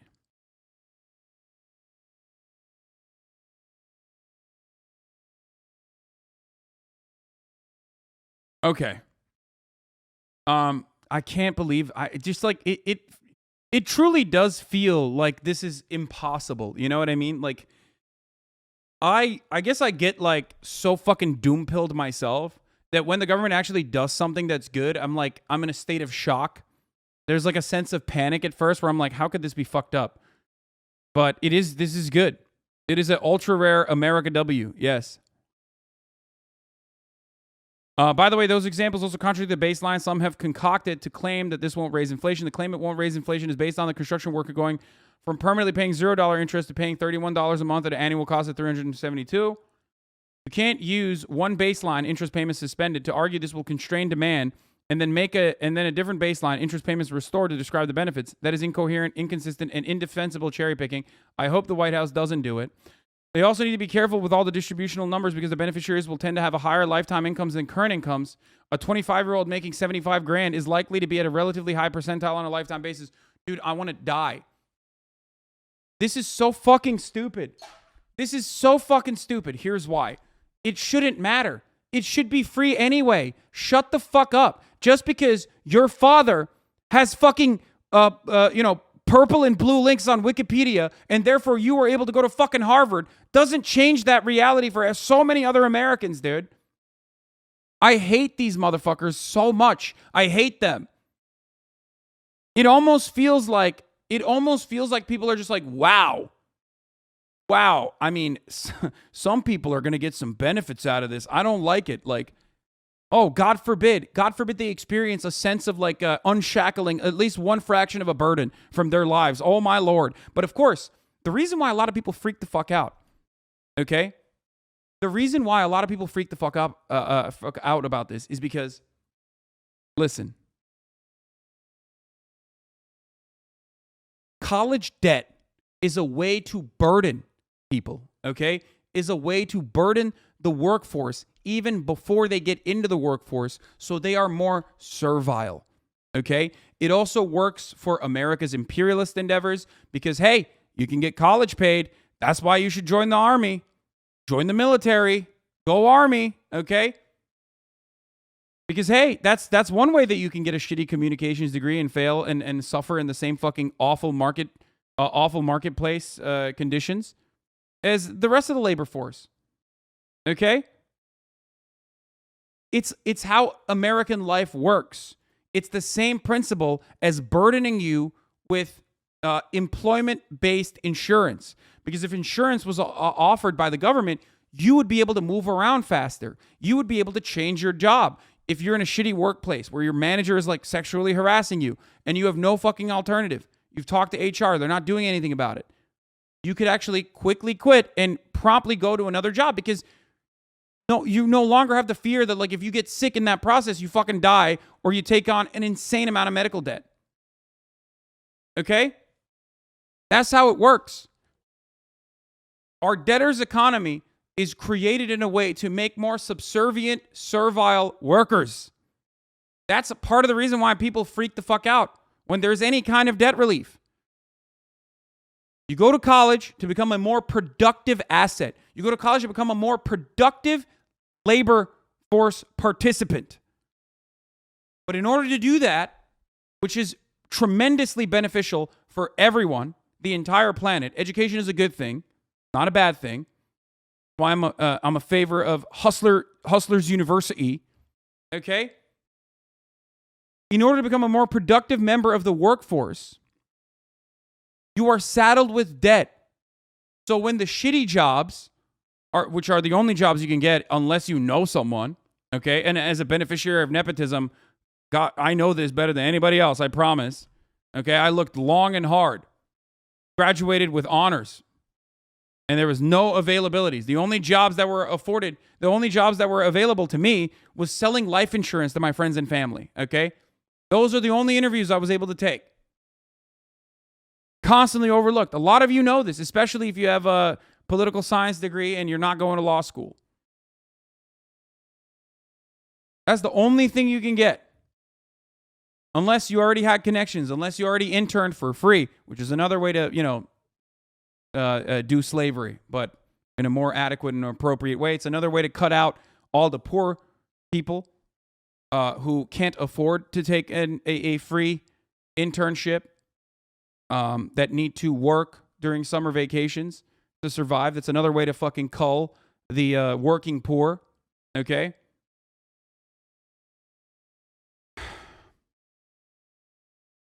The entire system is designed in this way to ensure that there's a funnel that maintains the same classist dynamic that is already in existence. Everybody talks about affirmative action, especially as it pertains to college educations. Like, they're like, oh, black people are getting into fucking colleges that they don't deserve to be a part of, blah, blah, blah, blah, blah. Affirmative action is just a Band-Aid policy, right? It's a Band-Aid offered to black Americans and marginalized Americans in general, instead of actual economic restitution, reparations. And everybody complains about that. Except the real affirmative action is happening in legacy admissions. And no one complains about legacy admissions. That's it. That's the real classist part of this process.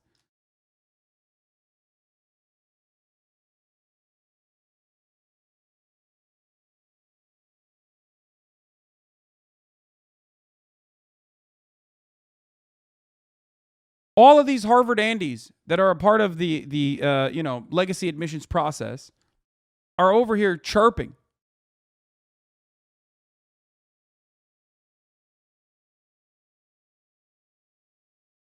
There are a number of highly problematic impacts, including encouraging higher tuition in the future, encouraging more borrowing, creating expectations of future debt forgiveness, and more.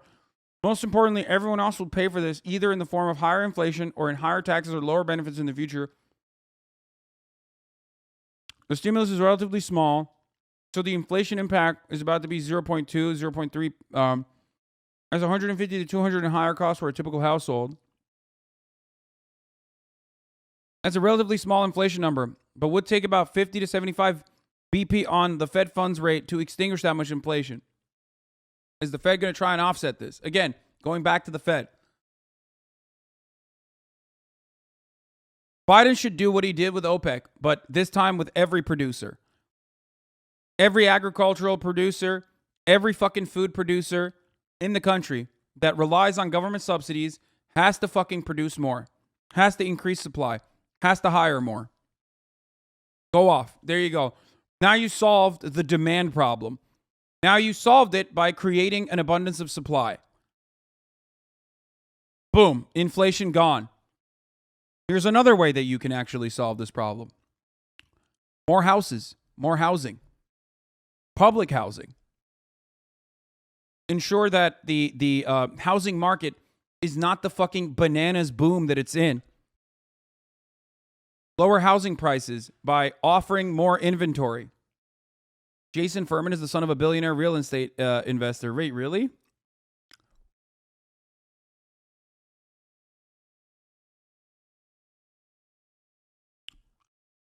My brain kind of small, but doesn't this help economy as people have less payments and can spend more? Yes, that is precisely what it does. But this guy is complaining because the only way that they fucking comprehend the economy is through the textbooks.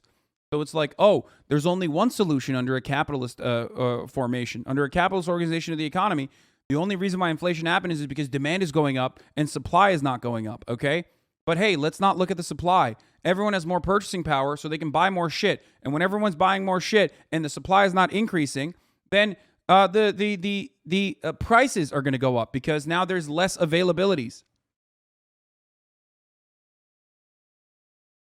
Jay Furman was a developer and owner of real estate located in 39 U.S. states and Puerto Rico. Wow! Wow! That's crazy. I was right. This motherfucker does have a fucking... Look at him! What did I say? All these Harvard Andes with their fucking Wikipedia pages where their parents have blue fucking links! These trust fund baby cocksuckers! Oh my God! Look at that!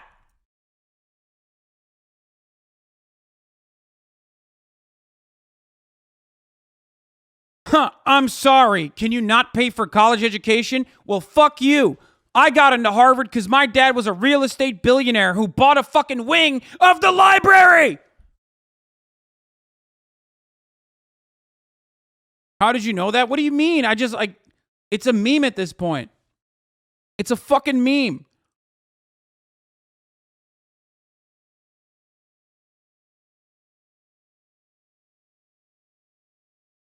CEO of a $3 billion real estate corporation recently told investors that a recession could be good if unemployment puts employers back in the driver's seat, per earnings call I found. I mean, that's not surprising. A bank also, an executive at a bank also said this. I think it was a Bank of America. His grandpa was also a real estate developer. No way. No way. Son of real estate developer Morris Furman.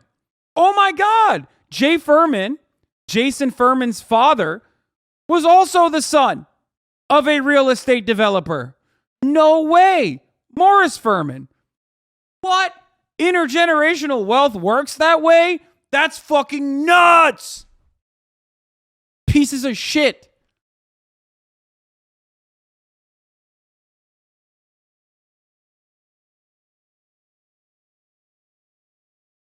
Furman graduated from Harvard University. Fucking called it, dude. Fucking called it.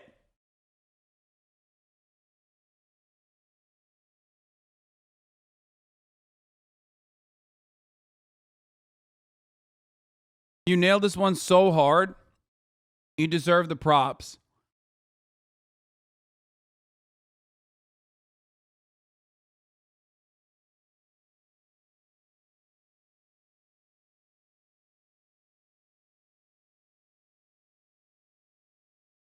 After school, he worked for the family company, eventually assuming control. Hey, man. Hey, working poor folk that are looking for a means for upward social mobility that you have found through education. Job opportunities that were not afforded to you are now afforded to you and are available to you because you got education. And now you're saddled on with that. Hey, brokies. You know what you should have done? Been born into a fucking family of real estate billionaires, dog. What's wrong with you?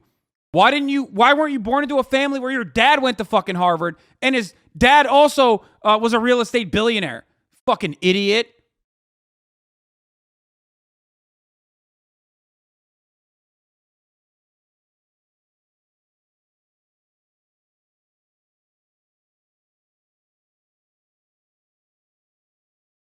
America has, for some incredible reason, been able to absolutely eviscerate and mystify the class dynamic that exists within capitalism.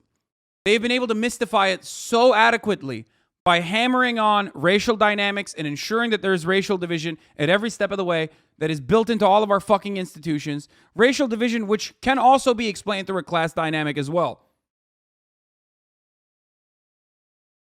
And for some fucking weird reason, no one looks at this and goes, wait a minute, you're like a recipient of tremendous amounts of intergenerational wealth. This is why you've been able to prosper. This is why the Obama administration hired you as a fucking policy advisor.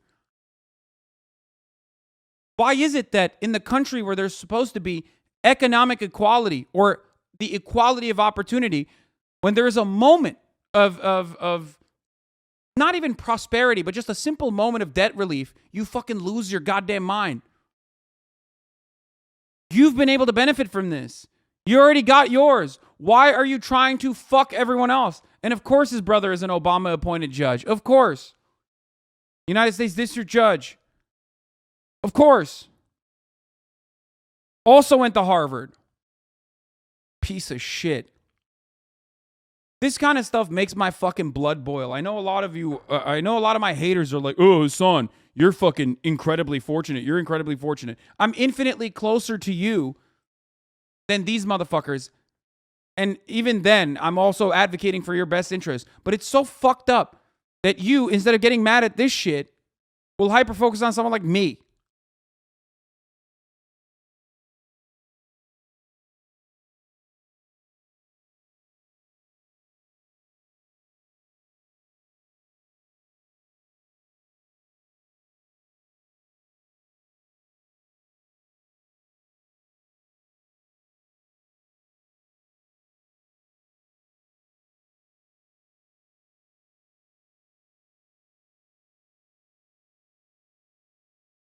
Jay Furman never reads my shit posts out loud. Yeah.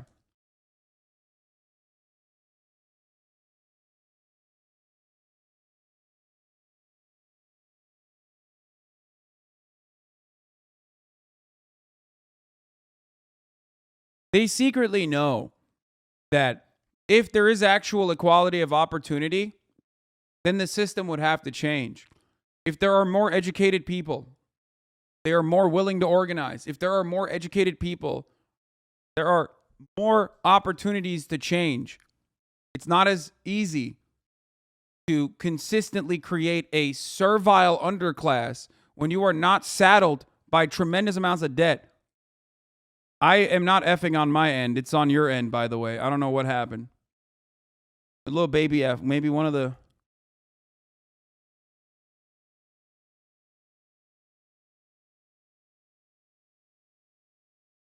it might be on your end. Probably like a server or something.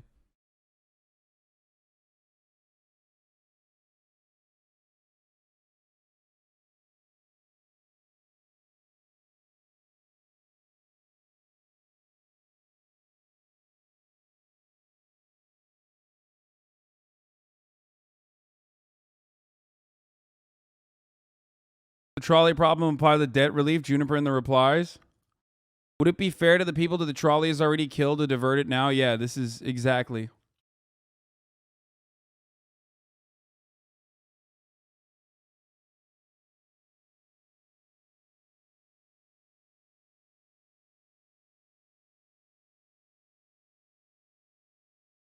Spectrum and LA's been fucking up for me this week too. I mean, I've been fine.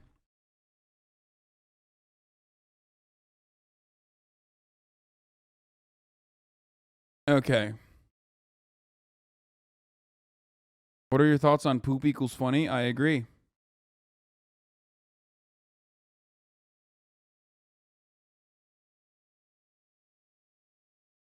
Labor's first half 2022 NLRB unionization election wins successfully organized a total of 43,092 workers, which is more than double the number of workers organized in the first half of 2021. That's fucking crazy.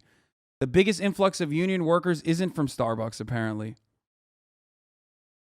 Of those 43,000 workers unionized via labor board elections in the first half, 8,325 were at Staten Island Amazon warehouse, 5,313 were at the 200 Starbucks cafes that voted to unionize, 3,823 were at MIT, 1,902 were at Kaiser, 1,450 were at Stanford Health. Fire.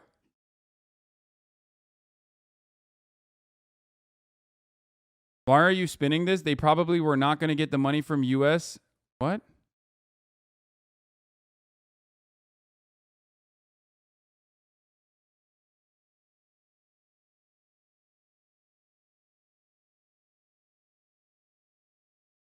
It's a good day, man. There's some good fucking news coming out.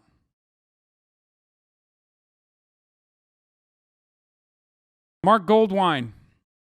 Student debt cancellation will cost $400 to $600 billion. Wipe out the IRA savings twice over. Add up to a quarter point to inflation. Benefit MDs, JDs, and MBAs. Drive up tuition costs. Increase risk of recession. Great job, folks. Because the Fed will have to tighten more. That's funny.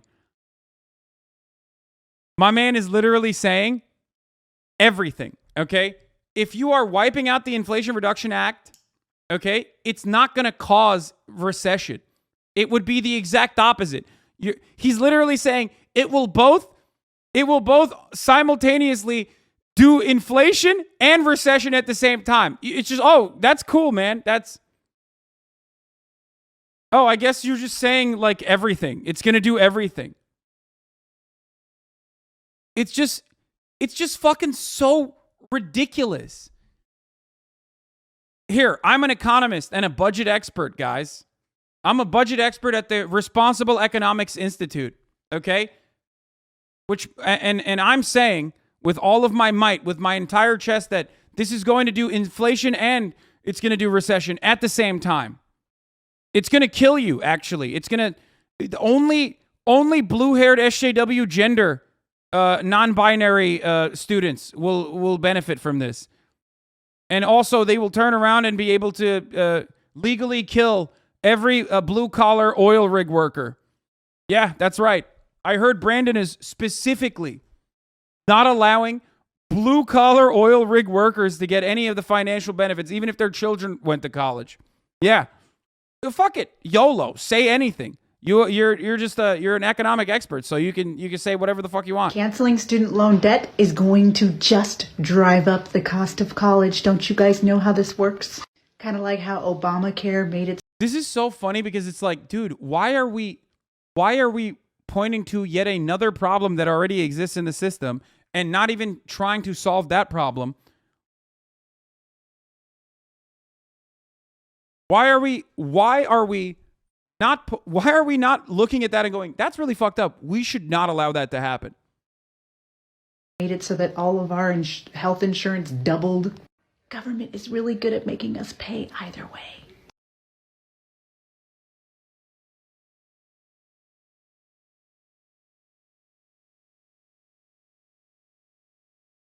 The government is really good at making us pay either way? What the fuck?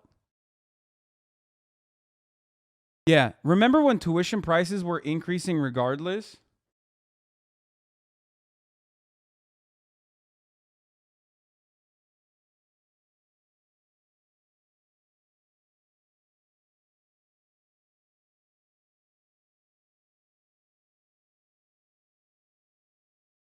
Bolsonaro's at it again.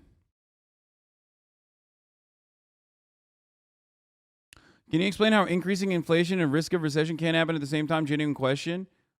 Well, I mean, they're opposite to one another.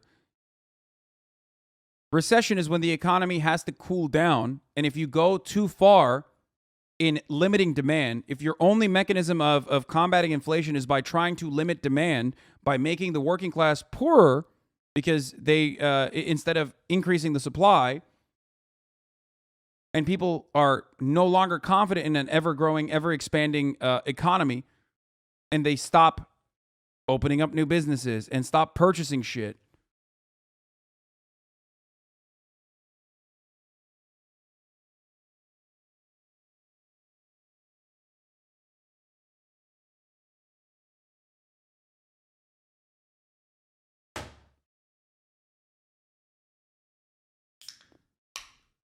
Stagflation is growing inflation with receding economy, except on the one hand, he's saying people are going to have more of an opportunity to fucking have purchasing power. And then the government is going to step in, and in order to deflate the economy, in order to stop that additional additional purchasing power, they will increase interest rates further, which will cause a recession.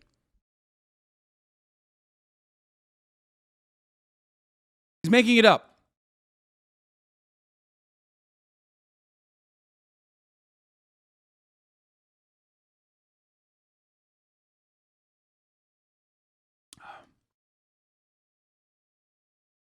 Researchers in Italy report first case of someone testing positive for monkeypox, COVID-19, and HIV all at the same time. It's Jair Bolsonaro. Okay.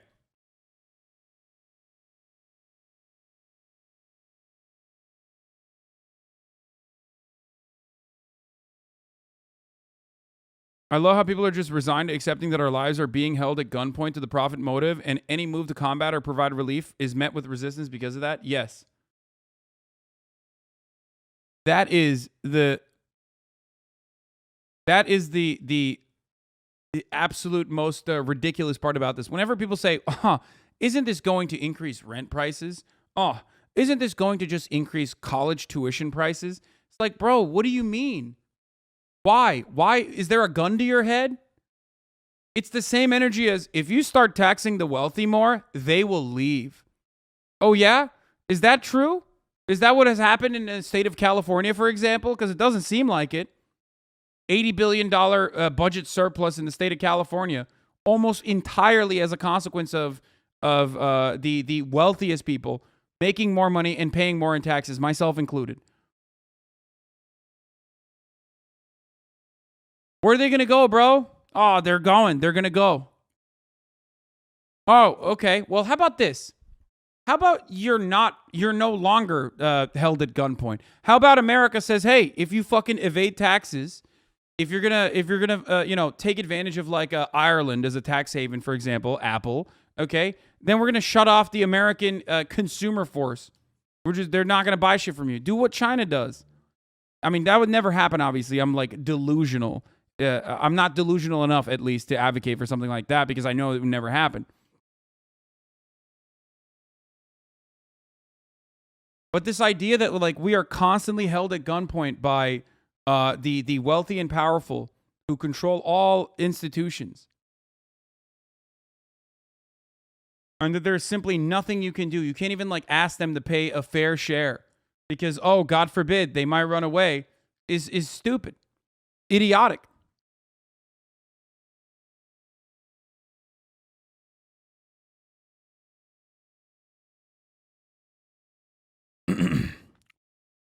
It's not fair. Look, the aim of this is really to address the effects of the pandemic. It's my responsibility to make sure that people are not coming out of the pandemic worse off than they were at the beginning. But to the fairness question, the people that are sitting at home, right, having just paid off their student loans or having paid them off right, years ago, what's in it for them? Right. Well, look, when we address some of the issues that could lead to default payments or default borrowers in the future, that affects everyone. We should be proud that we're able to help Americans that need help right now. Yeah, what about the fairness for selfish people? I like that, though, because conservatism is inherently selfish. So it's like, you know, they're like, what about all the selfish people that are going to be upset that now, you know, other people are getting some debt relief? Okay, well, you know, suck me. How about that? Now, just like we help businesses, small businesses during the pandemic, you know, it's about making sure we're taking care of Americans and investing in our economy and in our people. But just the final one on this, sure, the people that already paid. It's only made funnier because, like, every single person that does this song and dance on television has never had to worry about this. You are never going to see maybe like one or two fucking Sigma Grindset hustler psychopaths, but you're never going to fucking see like an actually real human being on television talk about this and the genuine impact that it had on their lives, turn around and be like, oh, what about all the people that actually pay their debt? Because this guy's dad is a Fox News commentator, okay? Douchey's dad is also at Fox News. I don't know what fucking college he went to, but the Jason Furman thing that happened on the liberal side happens on the Republican side as well. All of these people were able to never be saddled by debt. They never had to worry about it.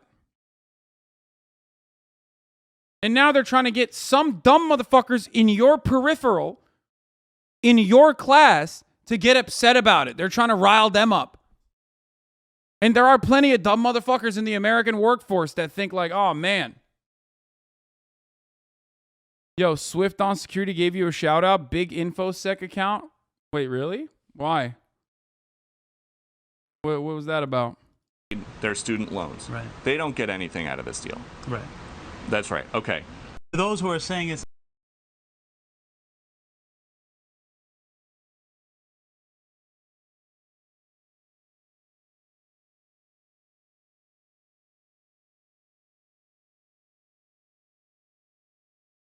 What is your take on people who took out student loans and then spent them on completely unnecessary shit like drugs, alcohol, or a down payment on a fancy car? In those situations, the government paid for that? Great.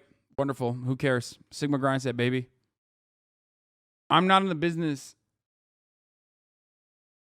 What is this?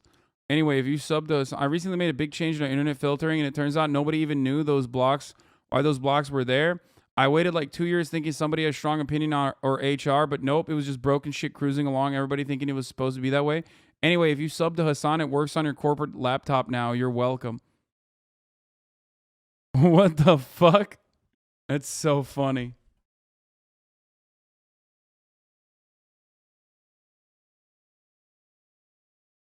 Especially at the top of the hour, you know what I'm saying? Where a 60-second ad break is coming. And if you no longer want to see those ads, whether you're on a corporate laptop or not, you're going to have to subscribe for $5 or for free with the Twitch Prime by connecting your or someone else's Amazon account to your Twitch account. Or if you're lucky, you may be able to get gifted a sub. Okay, here's the 1 minute ad break now.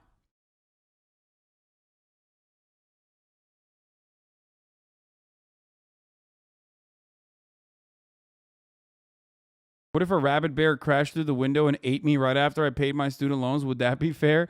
Yeah, I love the weird hypotheticals that people are bringing up. That are incredibly silly, but you know, people are going to do people shit no matter what. Finally, it's not obvious to me that this is reasonable for a president to do unilaterally. A number of lawyers and political leaders have argued inconsistent with the law, even if technically legal. I don't like this amount of unilateral presidential power. Shut the fuck up. You just don't like it because it's good for the working class.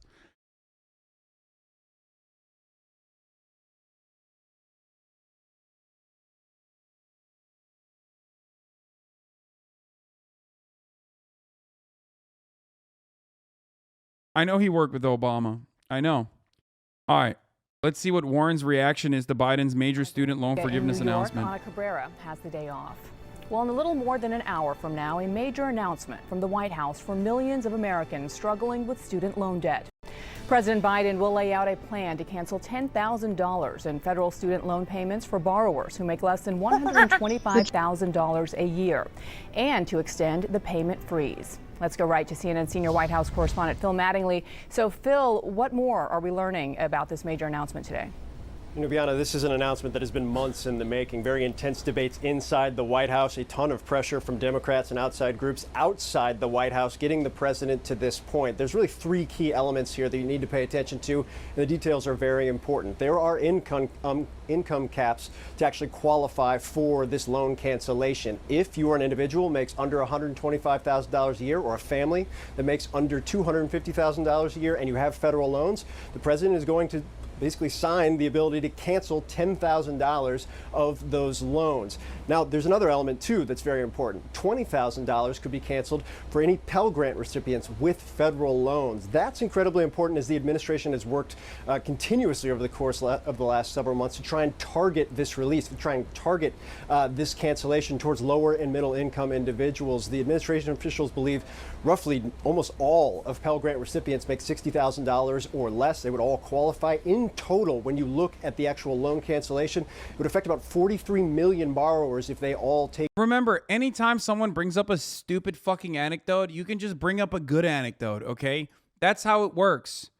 That's the problem with anecdotes. For every fucking dumb anecdote about, like, well, what if someone took out, student loan debt and didn't even study hard and partied hard instead, and like now they have student loan debt that they have to fucking pay for, that the government is now allowing them to skirt their responsibilities on. You can use the countless millions of fucking nurses, workers, people that work out at the fucking coal mine and their children. Okay, just like real Americans or whatever the fuck you want to use. There are millions of people out there. Okay, and if you don't have a real anecdote, just lie. Who cares? They're probably lying too. Teachers. The most effective counter to I know a guy is always, well, I know two guys, so shut the fuck up. Okay, well, and my guys are better. I know two guys. Well, now I know three guys actually, and they're all so much cooler than the one guy you found. Because that's not how policy works. That's only how policy works for fucking idiots. Okay? It's just so fucking stupid. Take advantage of what's being put on board right now. More than 20 million would have their loans canceled altogether. The other element of this, which is important, is that extension of the loan repayment freeze. It's been in place since the pandemic, March of 2020. The administration has been weighing whether or not to let. What? Rick Scott. Democrats push to forgive student loans won't solve problems. We need real solutions that don't create an added burden on taxpayers. My College Act will actually hold universities accountable for student outcomes. My man is literally tweeting from a yacht in Italy about why we shouldn't provide student debt relief to the middle class. Oh my God. Oh my God.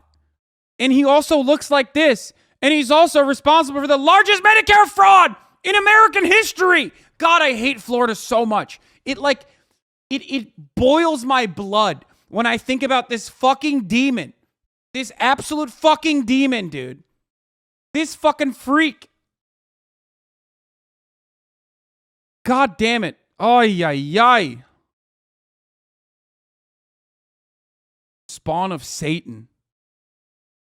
Let it expire on August 31st. They will extend it for a little while longer to allow the system that they're putting in place today to take effect. Also, I would note it gets it past Election Day when it comes to the repayment process as well. And then the other element here is a rule from the Department of Education that will limit any undergraduate loan payments to 5% of income. Another key piece of this probably hasn't gotten as much attention, but is very important. Now, this isn't going to be welcomed by everyone. In fact, it might upset everyone. Some Democrats have called for much more significant cancellation.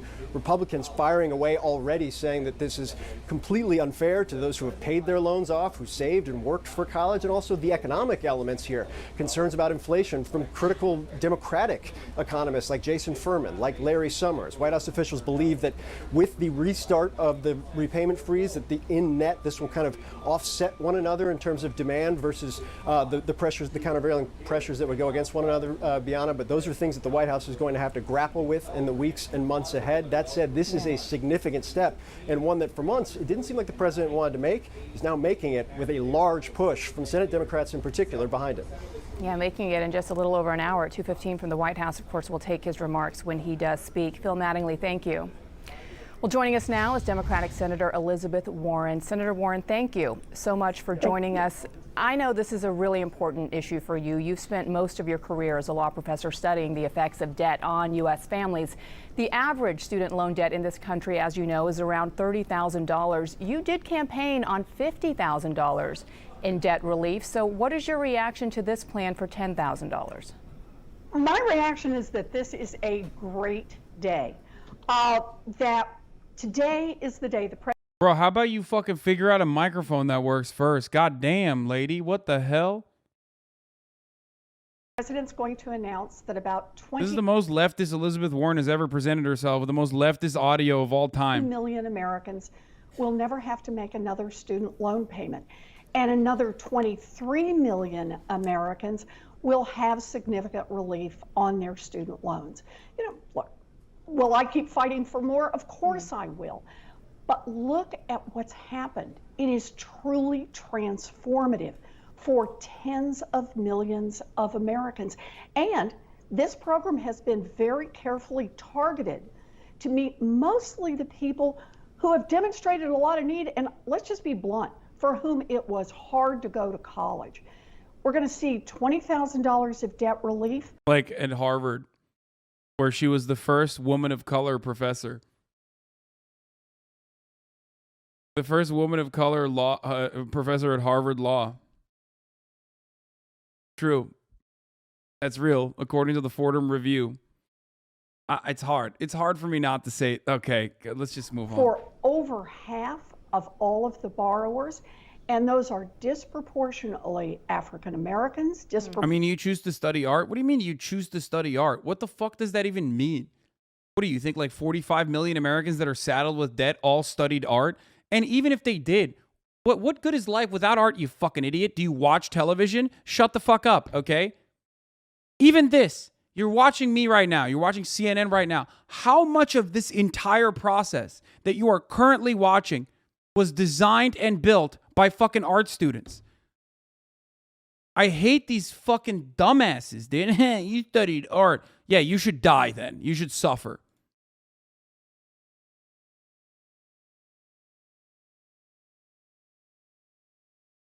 Disproportionately veterans, disproportionately. She is technically defying the Harvard meme here, by the way, Elizabeth Warren. So congratulations on that. At least she's like pro debt relief. Parents and disproportionately first-generation students. So this is about helping America's working. Motherfuckers be like, you studied art, you choose to suffer on a fucking website built for video game streaming. Okay? Yeah, good luck. No more video games, dumbass. All those fucking art majors, right? They should kick rocks, right? No video games for you. If you are anti-art, I'm coming to your fucking house with the IRS agents, 87,000 of them, and I'm forcing you to just look at the padded walls, okay? That's it. That's your entertainment. Class Americans. No more hentai for you, you little freak. Targeting that you twisted fuck. Most relief to those who need it most. Well, I think that's pretty good.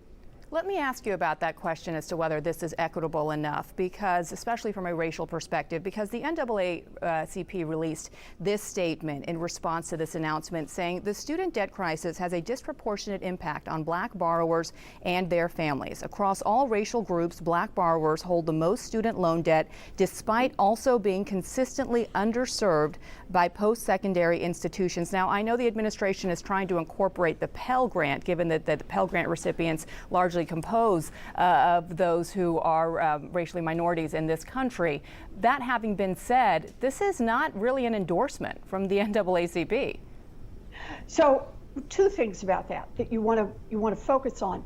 When the NAACP was talking about the program, they were talking about a $10,000 across the board.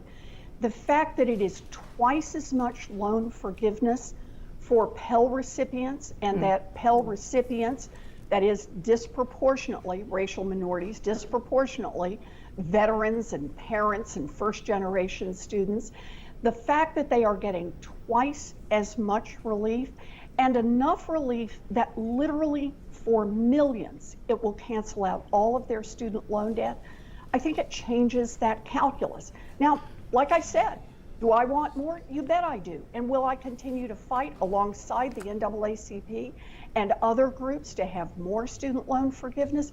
Yes.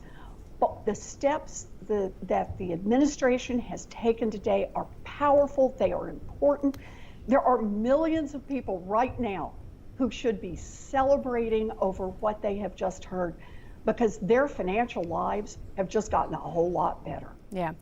Isn't this, however, just a Band-Aid to the larger issue at hand, and that is how we got these debts in the first place? The cost of tuition has skyrocketed over the past few decades. You know that, and there are real concerns as to whether colleges are actually delivering enough for Americans in terms of their future earnings.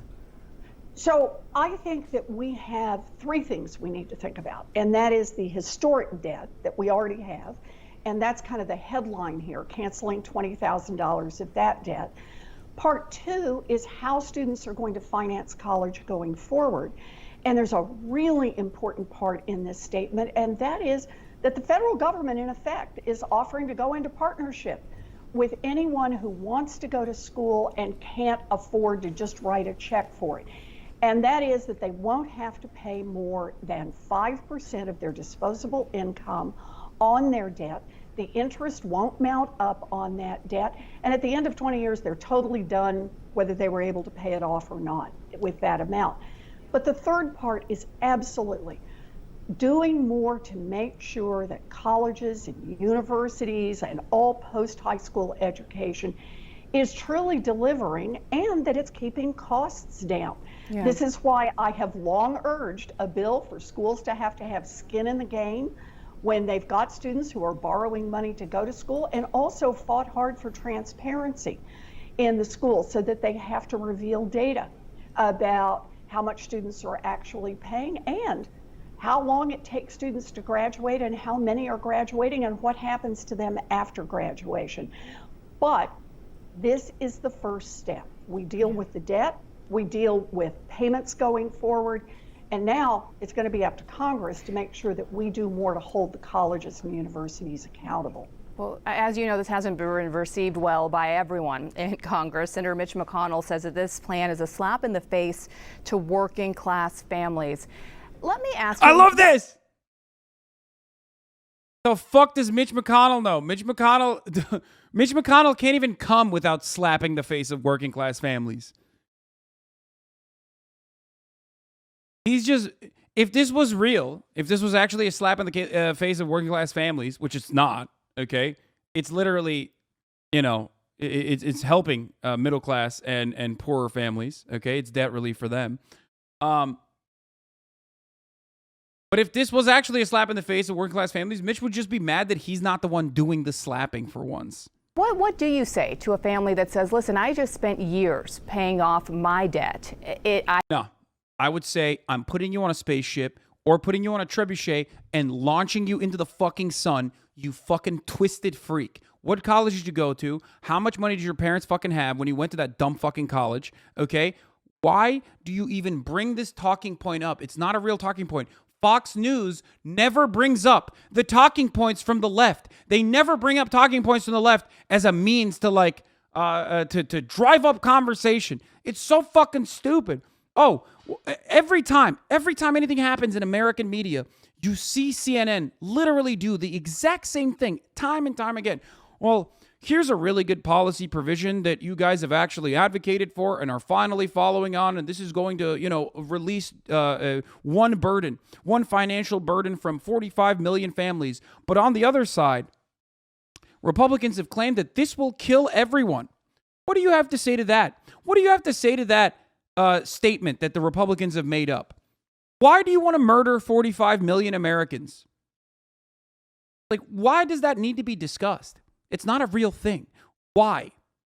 Why does that need to be discussed at any capacity?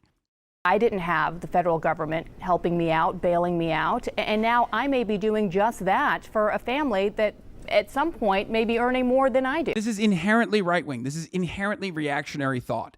And the only reason why this is going on at CNN is because American media, no matter how fucking liberal they are or whatever, are still slanted heavily to the right, okay? They are still incredibly right-wing. Look, I'm not at all surprised that Mitch McConnell is attacking this. And the reason he's attacking it is because it is very, very popular. Popular among Democrats, independents, Republicans, popular. And you know why? Because I don't think there's anybody left in America who doesn't know somebody who isn't struggling with student loan debt. And medical debt. Medical debt. become Do medical debt next. Except that's legislation. Congress has to pass that, which is not going to happen. But, try it. A part of our country now. People for whom their only sin was to want to try to get an education and not be in a family that could afford to write a check for it. And what we're saying is, as a nation, we can do better than that. We can invest in our people. We can help our people. And ultimately, what the data show us is that because of student loan debt, there are many people who don't move out of their mama's basement, who can't save up money to buy a home, who don't start small businesses, who don't start a family. You relieve the debt burden some for those people, and we have more economic activity. In other words, canceling student loan debt is good for the people whose debt is canceled, but it is also good for our economy and the rest of America. Breaking news overnight in some key primary. All right. We're going to move on to the Florida and New York primary election results. Some primaries happened yesterday. We're going to talk about that. If you just assume Ronald Reagan is the cause of any bad thing you encounter in life, you'll be right way more often than you'll be wrong. Yeah. I mean, Ronald Reagan is a perfect manifestation of like hyper-capitalist, neoliberal, destroy the federal government in America. He is like the walking embodiment of starving the beast, which is an attitude that is one that even Democrats, contemporary Democrats, advocate for as well. So yes, this is a good take overall. If you just assume Ronald Reagan is the cause of any bad thing you encounter, you're gonna be right.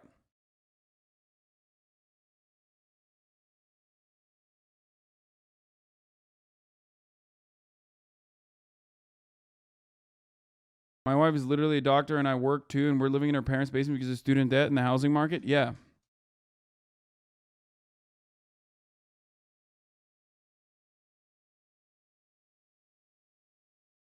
Fucking got him. What is this? Someday the Democrats will learn how to give people good news in a way that doesn't feel like they're trying to understand the terms and conditions of a Comcast bill.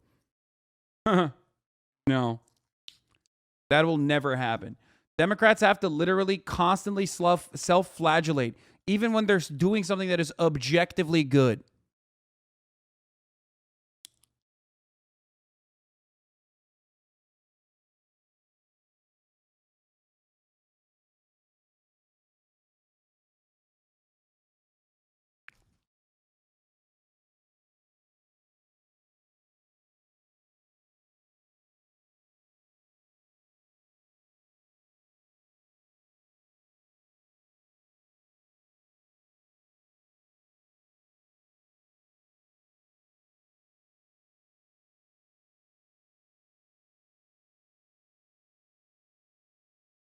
What? Harvard?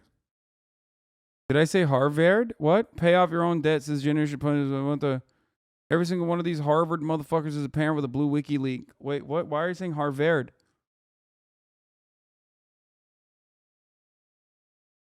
Crazy NSFW. Fox with rabies attacked a woman outside of her home. How about we don't watch that then? Should we make everything free? Yes.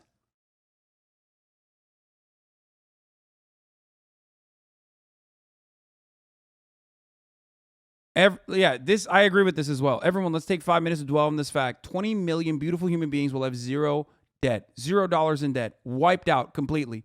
We've moved mountains, only a few more Himalayas left to go. That, I'm telling you, like that, you're never going to tell me that that's I will not agree with you. Yeah, you can say that it's not good enough, and you're right. I agree with you on that. But goddamn, dude, that is a beautiful fucking thing. It is a beautiful thing. It is a cause for celebration.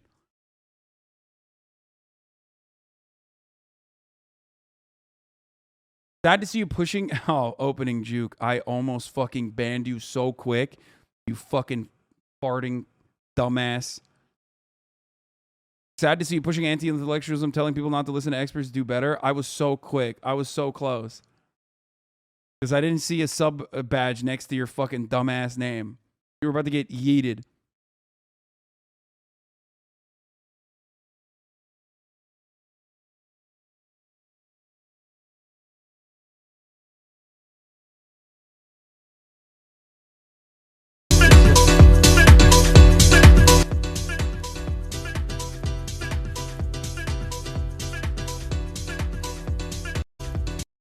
I love just like, I love the Top G slander. It's so funny, always. It's always good. It's never bad.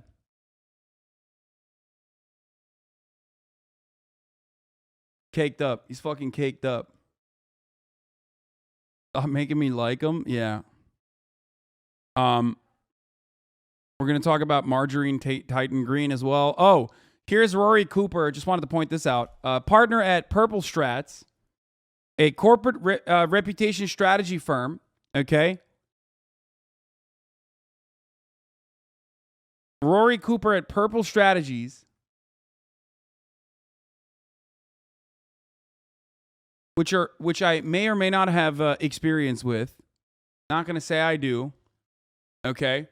Not personally, but I'm pretty sure I used to what do you call it? Have friends that either work there. Anyway, regardless, Rory Cooper at Purple Strategies says White House is going to ask middle-class families to pay $20,000 to households earning $250,000. Another one. Another one. Another one. Another one. Get fucked. The PPP evidence website has created so many incredible opportunities to do a this you.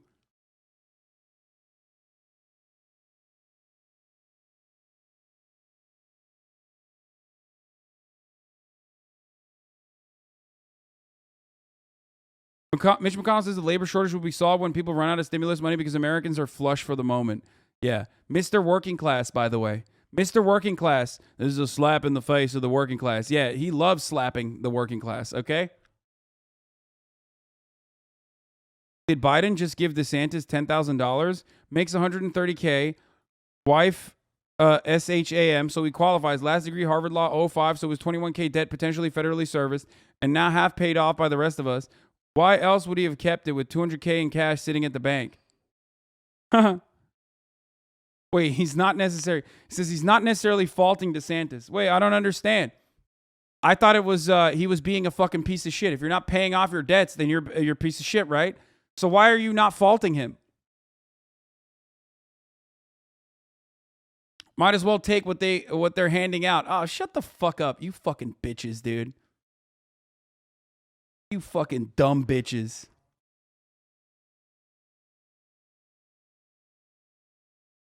Yeah, only rich people get handouts. No one else. If Republicans take over, can they reinstate student loan debt? Yeah, good luck, dude. Here's what you don't understand. Americans, regardless of their party affiliation, American voters have student loan debt. They have family members that have student loan debt. Good luck fucking reinstituting millions of dollars of fucking loans. Good luck reinstating that debt as a Republican to 45 million Americans. I cannot comprehend a worse strategy. Just, dude, literally, please, do it. Republicans will never win an election ever again. Do you understand? They will lose by such a fucking incredible margin. This will be worse than the abortion thing. It's such a direct fuck you. It's such a direct... What?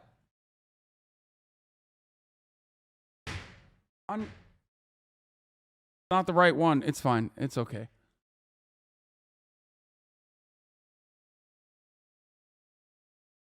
Right now, Republicans are trying their darndest to make this look bad, but are failing miserably. You can't make millions of Americans wiping out their debt look bad. You can try to say it's for votes, and then the answer to that, the counter to that is easy. You say, yeah, it is for votes. That's what you're supposed to do. That's what good politics is. Good politicians do things that are good for the American population in an effort to win votes. Hello. Races for the Democratic Party. We begin in Florida. The former governor, Charlie Crist, won the chance to challenge the current GOP. Look at this piece of shit, Ron DeSantis. I bet he has some debt right now that he would love to have relieved by the federal government. You know what I'm saying?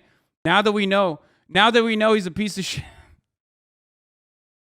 He's a fucking piece of shit student loan recipient. You know what I mean? Student loan debt relief recipient. Fuck that guy. So mad at him. Governor Ron DeSantis. Of course, DeSantis may become a 2024 presidential candidate. And in New York, two powerhouse members of Congress were forced to face each other due to a quirk of redistricting. Now one of them out of a job. Scott McFarland has more on all of it on a very big primary night. We can make history, and we will shock the world. Democrats are putting their bets on Charlie Crist, a man who served as a Republican governor before. Nope. You can't do that. Any guy that wears this suit, I don't trust him. What the fuck are you doing, my man? What the hell are you doing? Nope. I don't trust this guy. Okay, sorry. Served as a Republican governor before switching sides a decade ago. Governor DeSantis only cares about the White House. He doesn't care about your house.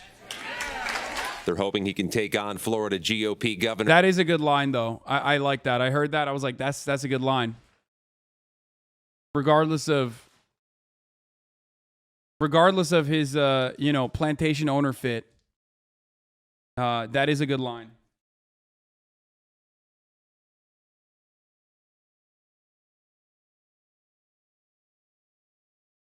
It is truly incredible what you can get away with and what you can do as long as you serve the fucking media demons that are the Republican Party, that are the Republican Party voter base. Because Ron DeSantis went from losing to a dude who has like gay meth parties, okay? I mean, barely winning an election against the dude who then came out, was like literally just having like doing the most meth, okay? Like doing the most meth and having the most gay sex. Like, which, by the way, I have no problem with. Well, maybe not the meth part, but the gay sex part, obviously. To becoming someone who could literally run and is vying for the highest office. Okay? Yes, there are chips left. Yes, there are. Yes, there are. Okay, well, I'll go get it. It's fine. No, I got it. Hold on. Governor Ron DeSantis, who's been on the national stage taking on public school agendas and going up against Disney, leading up to a potential 2024 presidential run. Florida will be the vanguard of freedom in this country. We have to get out and exercise our right to vote. Meantime, a former Orlando police chief appears set for a fight for the Florida U.S. Senate seat, now occupied by Republican Marco Rubio. The president was Congresswoman Val Demings, who is part of the team leading the impeachment proceedings against former President Trump, has won that Democratic nomination. When it comes to unpacking our Supreme Court, I'm going to stand up and fight. In New York, two major institutions of Congress were forced to face off. Judiciary Chair Jerry Nadler defeated Oversight Committee Chair Carolyn Maloney, which the party says is a major loss of a powerhouse Democrat due to a newly redrawn congressional district. And 2 hours north in New York's Hudson Valley, a special election there may set the roadmap for midterm strategies come fall. Do you see outside interests coming in here trying to fire up the voting base? Yeah, listen, without question, obviously, everyone has a degree of interest. Democrat Pat Ryan won last night against Republican Mark Molinaro in the first competitive House election since the U.S. Supreme Court overturned Roe v. Wade, setting the stage for what could be the last national test case on whether abortion will drive voters in November. The foundations of our democracy were and remain under direct threat. Because there was a special election, Ryan will only serve in the seat for a few months and have to run again in November. With the primary season largely complete now, we have roughly 2 months till we find out if Democrats have momentum to preserve majorities in Congress or if Republicans are poised for victory. We are in this now. We're in this now. Historically speaking, it would appear as though Democrats are poised for big losses based on everything you know about politics. However, there are different issues at play here. What's going to motivate voters in November? Yeah, abortion rights, women's reproductive health rights, that's going to be a pivotal issue. But the question is, will it be the pivotal issue for voters? That race last night, Pat Ryan in New York's 19th district. No, there were chips. There were chips. I was right. But I also saw that they got lahmacun. So I think I'm going to break my diet today because I haven't had this in so long. It's worth it. Which is a Turkish, those of you who don't know, it's an incredible delicacy, lahmacun. Canada's acknowledged Ryan ran on an abortion rights first political platform. Question is, Nate, Jamie, and Tony, will that transcend the kitchen table grocery price, gas price issue in every district across America? Yeah, most people vote with their wallet. They're not looking at the other issues a lot of the time. Right about that. You know, when you look at the biggest takeaways from Florida and New York, I think it's interesting that we're talking about party establishment. Not usually the biggest takeaway, but it seems like that's what happened here. I think Democrats are waking up optimistic, thinking there may be some wiggle room, some opportunity here if they nominate moderate, mainstream, some experienced candidates against Trump loyalists in some districts across America. But the thing is, there are a lot of variables and not a lot of competitive races, not a lot of space. But we'll find out over the next 76 days. We will. Good to see you in person. Yeah, good to have you. Likewise. Hudson Valley native. Scott, thank you. More students across the country returning to school this week, and that's highlighting a growing crisis with teachers. There are simply not enough of them right now. Government figures show that about 300,000 teachers. Yeah. Primary special elections also all outperformed Biden in 2020, which is huge.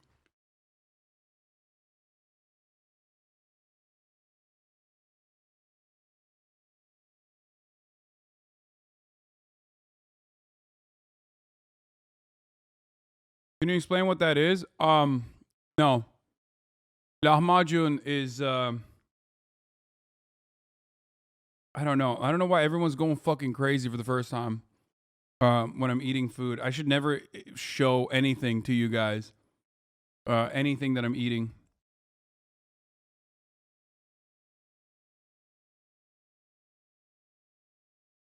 Oh, yeah. Here's a DeSantis Top Gun ad that I've been meaning to watch.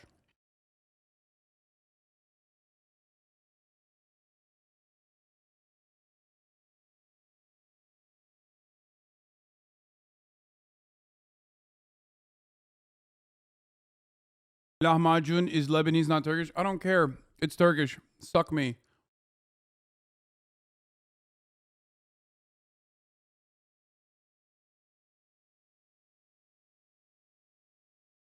It's a Middle Eastern flatbread and meat dish. It consists of a flatbread topped with minced meat, most commonly beef or lamb, minced vegetables, and herbs, including onions, garlic, and tomatoes, red peppers, and parsley.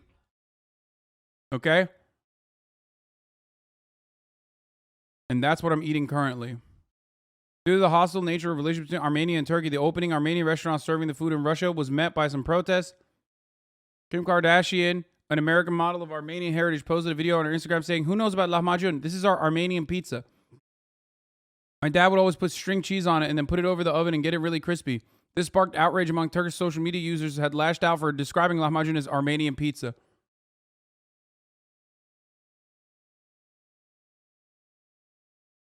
Turkish.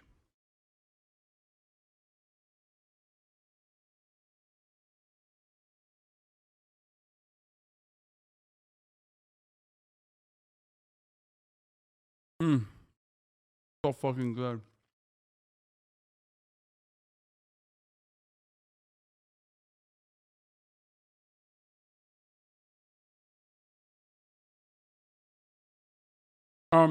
Oh, they also took out the judge in Tampa.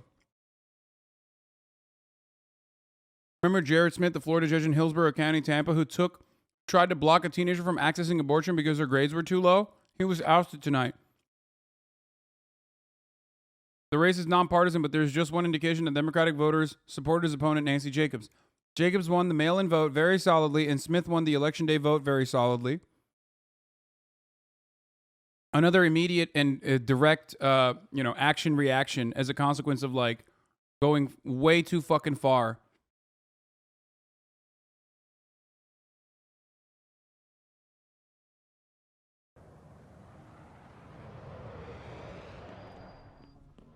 Good morning, ladies and gentlemen. This is your governor speaking. Today's training evolution, dogfighting, taking on the corporate media. I love this, dude. It's like, yeah, I'm just like the fucking beautiful boys in the Air Force. You know what I mean? When I'm sending out a mean tweet about a CNN anchor, I'm doing exactly what our boys are doing. You know, Top Gun. It's so silly.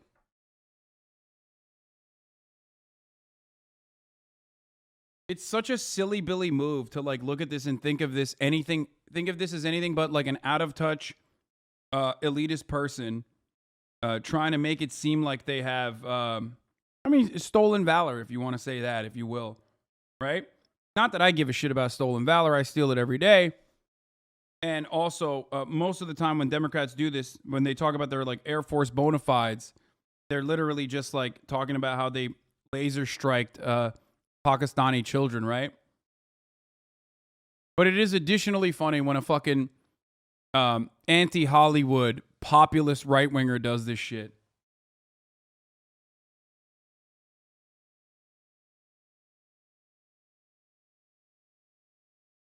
The rules of engagement are as follows. Number 1, don't fire unless fired upon, but when they fire, you fire back with overwhelming force. Does it say that in the bill? I'm asking you to tell me what's in the bill. Number 2, never ever back down from a fight. If I could complete the question, though. So you're going to give a speech or ask a question? Number 3, don't accept their narrative. It's wrong. It's a fake narrative. I just disabused you of the narrative, and you don't care about the facts. Bro, this is so... First of all, those hand gestures is like pretty queer-coded, okay? Let me just say that. It's wrong. It's a fake... And I just disabuse you of that notion? Like, are you supposed to be like a big badass, like macho man in that situation? Like, what the fuck is this? Narrative. I just disabused you of the narrative. Like, shut the fuck up, dude. Oh, man, he's so sick. All these, like, Floridian weirdos are going to be like, yeah, he's so sick. Slay Queen. And you don't care about the facts. It's why people don't trust people like you, because you peddle false narratives. All right, ladies and gentlemen. Let's turn up on.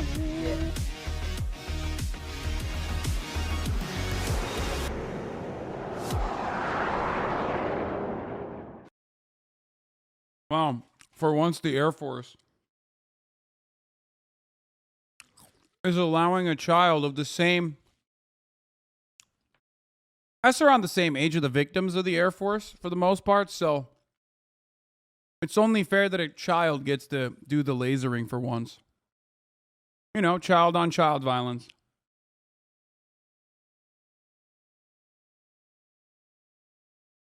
That's a military-aged male, yep.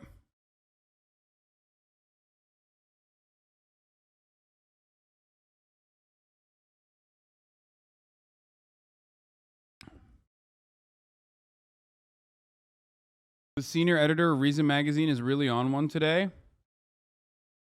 Biden is saying fuck you to every financially responsible person in the country. It's incredible. Shut up. Cry about it, bitch. Yeah, I mean, this is a classic. Preemptively posting this. Would it be fair to the people the trolley has already killed to divert it now?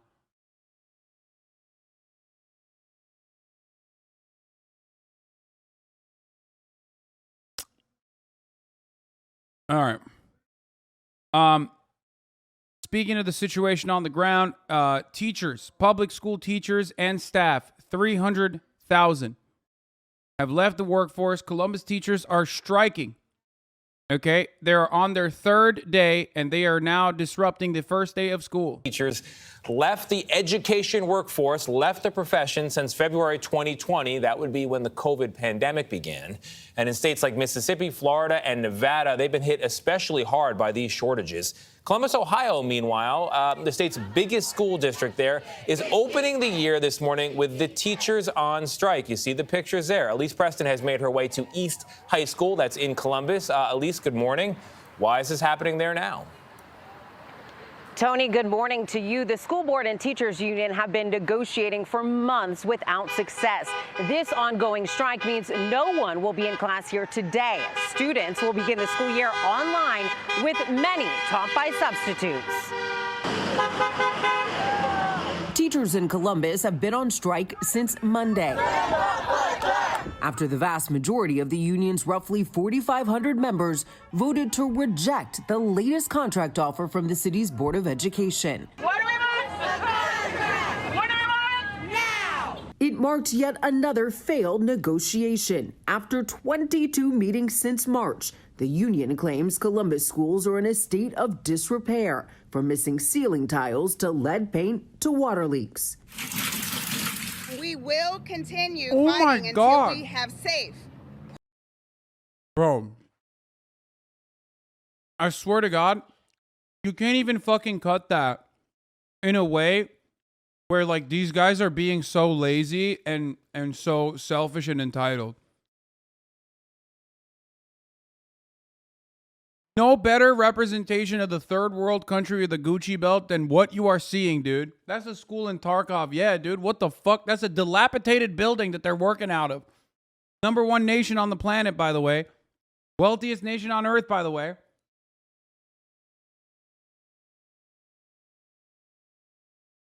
Is this where we put the replace teachers with veteran strategy to the test? Yeah, I mean.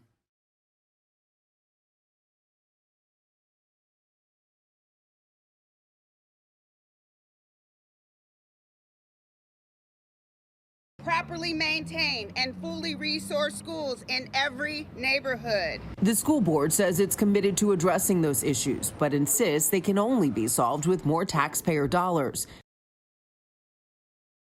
What? Thank you. No. And we got PIDE as well.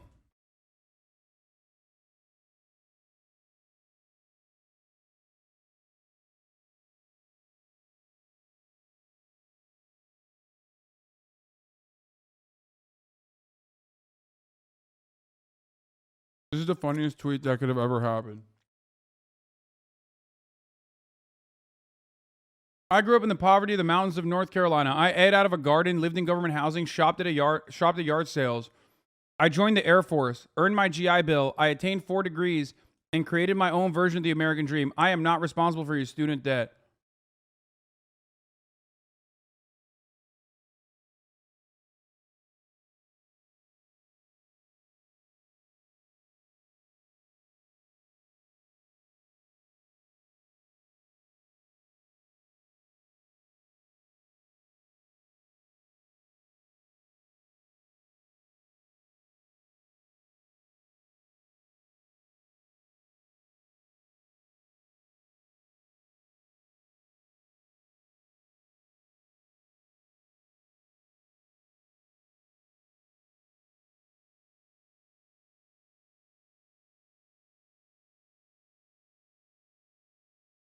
To get benefits.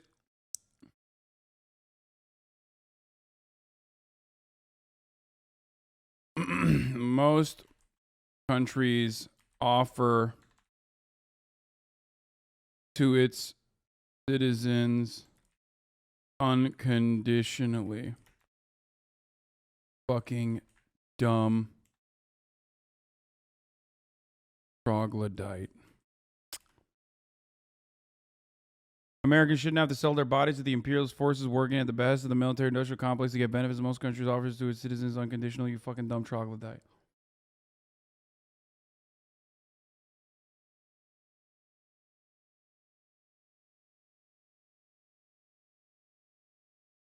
The GI Bill is the point. That was the government funding your education, so the rest of us did pay for your education. I earned, and I also paid into the GI Bill. It was deducted from my monthly pay. Hey, guess what?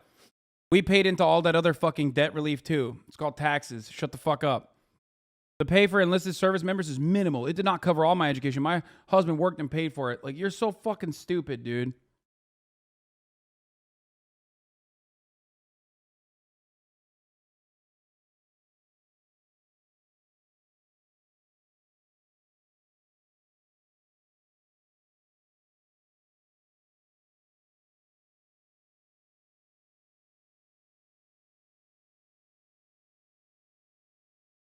I hate these people.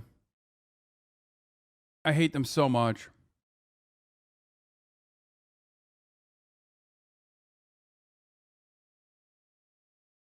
Dumb motherfucker. Code of vets. Not a contract with teachers. What goes in the contract doesn't actually solve that problem. As the unresolved negotiations force a virtual start to the school year. It's like additionally funny. It's additionally funny when you're in the military and your fucking entire life is owed to the taxpayer. And like, you could have done anything with that in a normal, beautiful, evolved world. Everything that you did would be paid for, and your output would not be to like laser, Pakistani babies. You know what I mean? From thousands of fucking miles away. You also admitted that you lived in government housing. Like, every part of your development, you relied on the federal government to pay. Every part of your upbringing, the government helped you. And now you turn around and act like that's not a thing. My favorite veterans are the ones that never deployed and act like they fucking did something and then post shit like this. I mean, they did it specifically for that reason.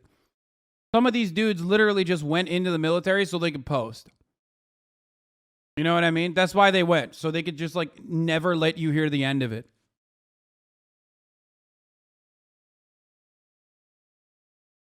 It's just so incredibly stupid though, because like, you're out of your fucking mind. Like, every part of your life, you would have died without the government, okay? So shut the fuck up. You can't do the I got mine shit while you're still on the government dime. Here, the teachers union is calling on families to honor the picket line. Oh, also look at this.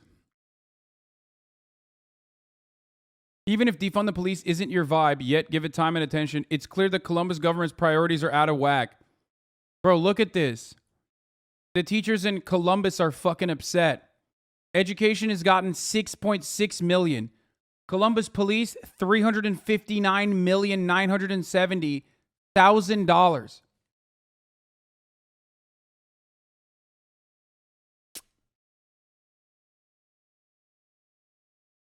Meanwhile, the fucking students are going to the dilapidated buildings, which is a genuine a genuine concern for their overall safety. By boycotting remote class. We're starting off how we did with COVID. The conflict has put students like 16-year-old Inaya Broom, a senior at Eastmore Academy High School, in a tough position. She told us she'd rather be in person, but supports the strike. We started off school with no air, no heat. It's embarrassing compared to these other school districts. Our school has been the same for like 50 years. You're laughing. Because my grandma went to the school and she said the same thing. Like, why does it look exactly the same? Her mother agrees, but worries about how the disruption and more remote class could take a toll on some students. I stand by the teachers, but this being the beginning of the school year, I think was just terrible for the kids. She feels that way because there's no education about labor movements. You don't fucking protest in a way that like does not disrupt. You have to protest when school starts. No one would give a shit if you were protesting during summer vacation. You have to do that. And you can hear a lot of supporters honking for this ongoing strike. As it continues, the district has set up 25 running signs for students to pick up free meals. Meanwhile, the teachers union and school board head back to the bargaining table this afternoon. Good evening and welcome to Tucker Carlson Tonight. Turns out the symptoms of societal decay are universal. They're not unique to a specific society. You recognize them in any country at any time, now or 1,000 years ago. Always the same. The men become weak, the leaders get decadent, law enforcement gets politicized, the currency gets devalued, and then things... Yeah. Law enforcement famously non-political until this very moment. You know, like the earliest form of law enforcement is literally slave catchers. Meanwhile, Tucker's like, law enforcement, we need to go back to a time when law enforcement wasn't politicized. Before we get to Tucker Carlson, I want to play one more video on student loan debt relief because God, it was such a good fucking moment in history that I want to capture. I believe Gravel Institute did one, right?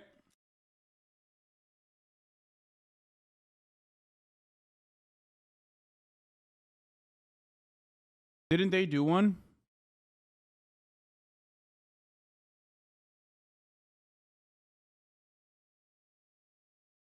Why American college is so expensive. Here. 8-minute video. We're just going to quickly go through this one more time. Here's a story you might not have heard. In 1946, President Harry Truman created a commission to make recommendations for how to reform higher education. After doing extensive research, the commission released a 6-volume report arguing that higher education was becoming increasingly Wait, why does this dude sound like young John Benjamin? Important and should be accessible to everyone, regardless of age, background, or ability to pay. As a first step, the Truman Commission proposed making freshman and sophomore year of college totally free at public universities. The commission also recommended offering grants to fully cover living expenses for students who needed them. And it recommended providing all of this on an inclusive basis, dismantling racial and religious exclusion, increasing women's enrollment, and creating more flexible admission standards to account for economic disadvantages. And that was all just supposed to be a first step. How did they propose to pay for this? The commission found that the phenomenal increases in productivity per worker from technology would generate enough social surplus to support education at all levels far more adequately in the future than we could in the past. That is, so long as we made education a collective priority. And then, Congress implemented the commission's recommendations, and college has been affordable to everybody who wants to attend ever since. Okay, that last part isn't true. Actually, it's just the opposite today. America is drowning in student debt, $1.7 trillion of it, and growing. It's hard to imagine a presidential commission making the types of recommendations that the Truman Commission did, even though we live in a much wealthier, more integrated, and more technologically advanced society. What happened? Well, the Truman Commission was right that productivity would continue to increase, but we did not make education a collective priority. Or, more accurately, political elites who were worried that too much education would lead to too much equality didn't make it a priority. So, the growing wealth created by increased productivity went toward making the rich richer and not into educating more people. To see how this happened, we have to go back to the end. That's why all the anti-education Andes are like, especially if you're on the left, you're literally cucking yourself, man. You're like, what are you saying? You're advocating for the same things that like right-wingers have advocated for, capital owners have advocated for decades, for centuries. You literally do not want a educated working class. You are advocating against the working class when you say that. End of the Second World War. That was the first time many middle-class people started to go to college. Because of a federal law called the GI Bill, veterans, a huge percentage of the population back then, could even attend college for free. Because of state-level commitments to education, public college was cheap and accessible for massive numbers of people beyond veterans too. There were still deep inequalities, but college was no longer just a training ground for the rich. With universities opening to more people, feminists and the civil rights movement began to break down barriers. The increasing presence of working class people, women, and people of color on college campuses made them centers for political and social dissent. Protest, debate, and activism became part of college life. Soon there was a backlash. Some politicians. What up, Bruce? No beer looking clean? Thank you. Politicians thought this was too much free speech from the wrong type of people. They wanted to return to the old system. A candidate for California governor named Ronald Reagan started attacking people he called campus radicals. In the year 1970, an advisor to Reagan declared in a speech, "We are in danger of producing an educated proletariat. That's dynamite. We have to be selective on who we allow to go through higher education." When these politicians gained power, they made sharp cuts to education funding. California, under Reagan. Like, they openly stated it. They openly said it. I read the quote earlier today. They straight up said, if there are more educated people, they're going to be harder to fucking own. They're going to be harder to dominate. We need to go back to a classist disparity in terms of education, which is statistically, empirically proven to be the number one driver of upward social mobility. That's it. If you want any kind of social mobility, okay, even if we're going to move beyond like, class dynamics, if you're going to think about it from a capitalist framework, within the confines of a capitalist framework, the number one fucking, the number one way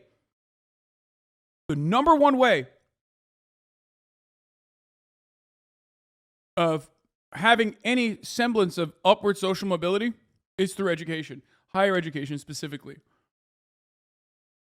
And they knew that. They recognized it, but they wanted to shut it off. They wanted to recreate the same disparities that only wealthy people can get the education. They already kind of have that with competition. They have it with the real affirmative action, not the one that everybody fucking complains about because they think that like black people are able to get into colleges, but the real affirmative action, which is legacy admissions. Oh, your pappy went there. Your dad's dad went there. Your dad bought the wing of the fucking Harvard library, so now you can go there too. That is the real problem. That is a reinforcement of the prior intergenerational wealth and wealth disparity that exists in the United States of America. Reagan's influence went from funding 32% of the University of California budget in 1974 to just 16% in 2004. Elsewhere, cuts to education were justified on the logic of living within our means. President Gerald Ford criticized New York City's CUNY system for offering a program where any high school graduate, rich or poor, could attend without paying tuition. Imagine that. In the midst of a city budget crisis in 1976, Wall Street bond investors forced CUNY to charge tuition for the first time. While politicians were slashing funding, business strategies to undermine working class power restructured industry in a way that redirected income toward jobs in management and finance and away from everyone else. The jobs that paid well required college degrees, and that meant that, even as education funding collapsed, the number of people entering college continued to increase. So, incomes for most people were starting to stagnate, and higher education was becoming more important and getting a job that paid well. This is Andrew Tate if he never gave up on his hairline and he never moved to Luton. An actual top G. No weird fucking fake British accent.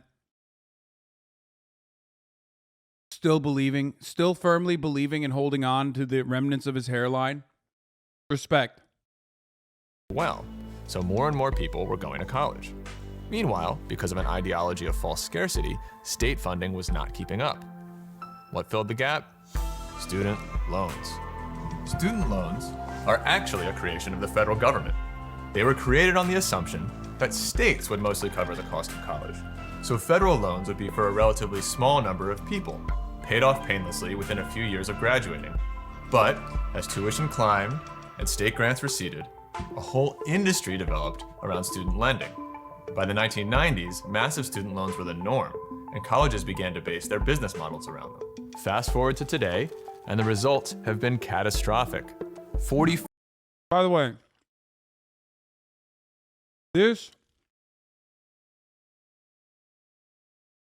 is why I get so fucking mad at piece of shit right-wingers who say correctly that colleges will just raise the prices anyway. It's like, bro, That's why some of these fucking Band-Aid solutions, like Obamacare, end up working as a wealth transfer back to the same fucking villains, dude. It's the same exact principle. If you consistently only have a market-based approach to solutions that require you to do a little bit of socialism, just a baby bit, okay? I'm not talking like redistributing the means or redistributing all profits or seizing the means of production socialism, the real socialism, but like what Americans understand as socialism, socialization, okay? Just a little bit. If you don't do that, the same entities that have caused this fucking problem are going to continue causing it. Okay?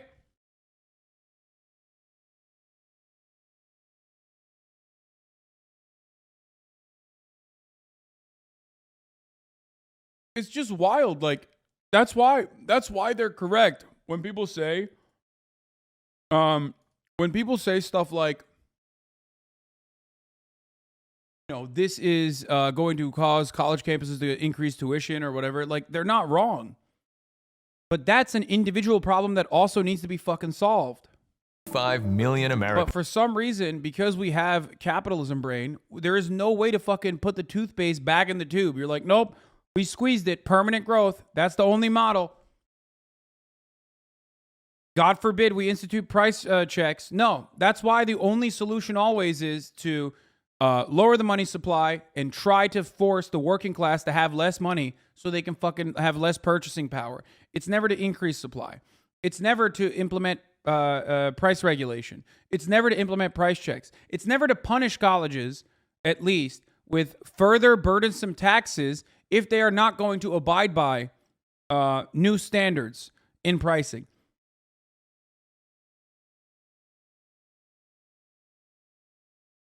Have student loans, and each graduating class owes more than the last. In 1980, there were only a few $1 million of student loans. By 2000, that number was around $50 billion. In 2010, $200 billion. And today, we have nearly $2 trillion outstanding. Instead of starting a family or buying a car, let alone starting a business or starting a movement, young people today live with a sword of debt hanging over their head. Student debt is even causing many older people to put off retirement. Things are so bad that 1 in 15 student borrowers has considered suicide because of it. Too many lives are being ruined. And here is the craziest part. All of that student debt doesn't have to exist. I'm not saying that in a hypothetical way. I'm saying that if the President of the United States wanted, he could wipe out almost all student debt right now. You see, 95% of student debt is owed to the Federal Department of Education. And when Congress created the student loan program, it gave the Secretary of Education authority to compromise, waive, or release, or modify any federal student loan debt for any reason. This is often called settlement authority. Now, the settlement authority has never been used to bring about broad cancellation, but I've done a deep review of the relevant case law, and the legal argument for it is very strong. In fact, after I wrote a law review article that made the case, a growing number of senators have been convinced and began to advocate for the Department of Education to cancel student debt. Few things are certain in law, but clearly the case is good enough that it's at least worth a test. Think about it. Canceling federal student loans would instantly make tens of millions of people's lives better. Its benefits would flow to their families and their communities and help stimulate the broader economy.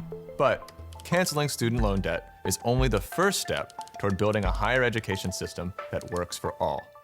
If we care about living in a democratic society, we should use our enormous wealth to invest in making it possible for anyone to access all the education they want. Certainly, we should not condemn people to a lifetime of debt for wanting to learn or better themselves. All of this was clear to a presidential commission in 1946. It's well past time to recover that vision and to build on it. I'm Luke Herron, PhD student at Yale Law School for the Gravel Institute.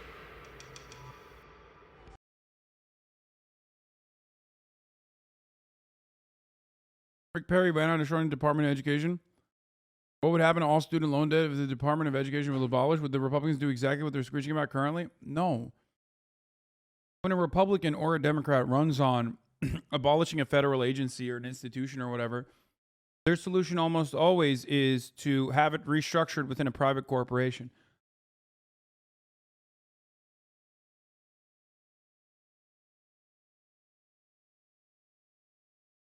When do colleges start raising tuition by 10K? 30 years ago. Yeah, exactly. Every year. Bro, your titties were in my mouth not even 48 hours ago. Please reply. What the fuck? Sometimes you just got to click on it. You know what I mean? To see what's going on.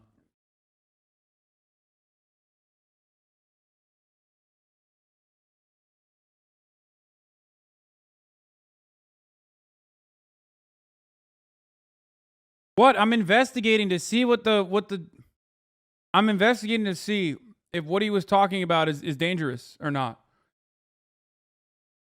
I wanted to see what the titties were about.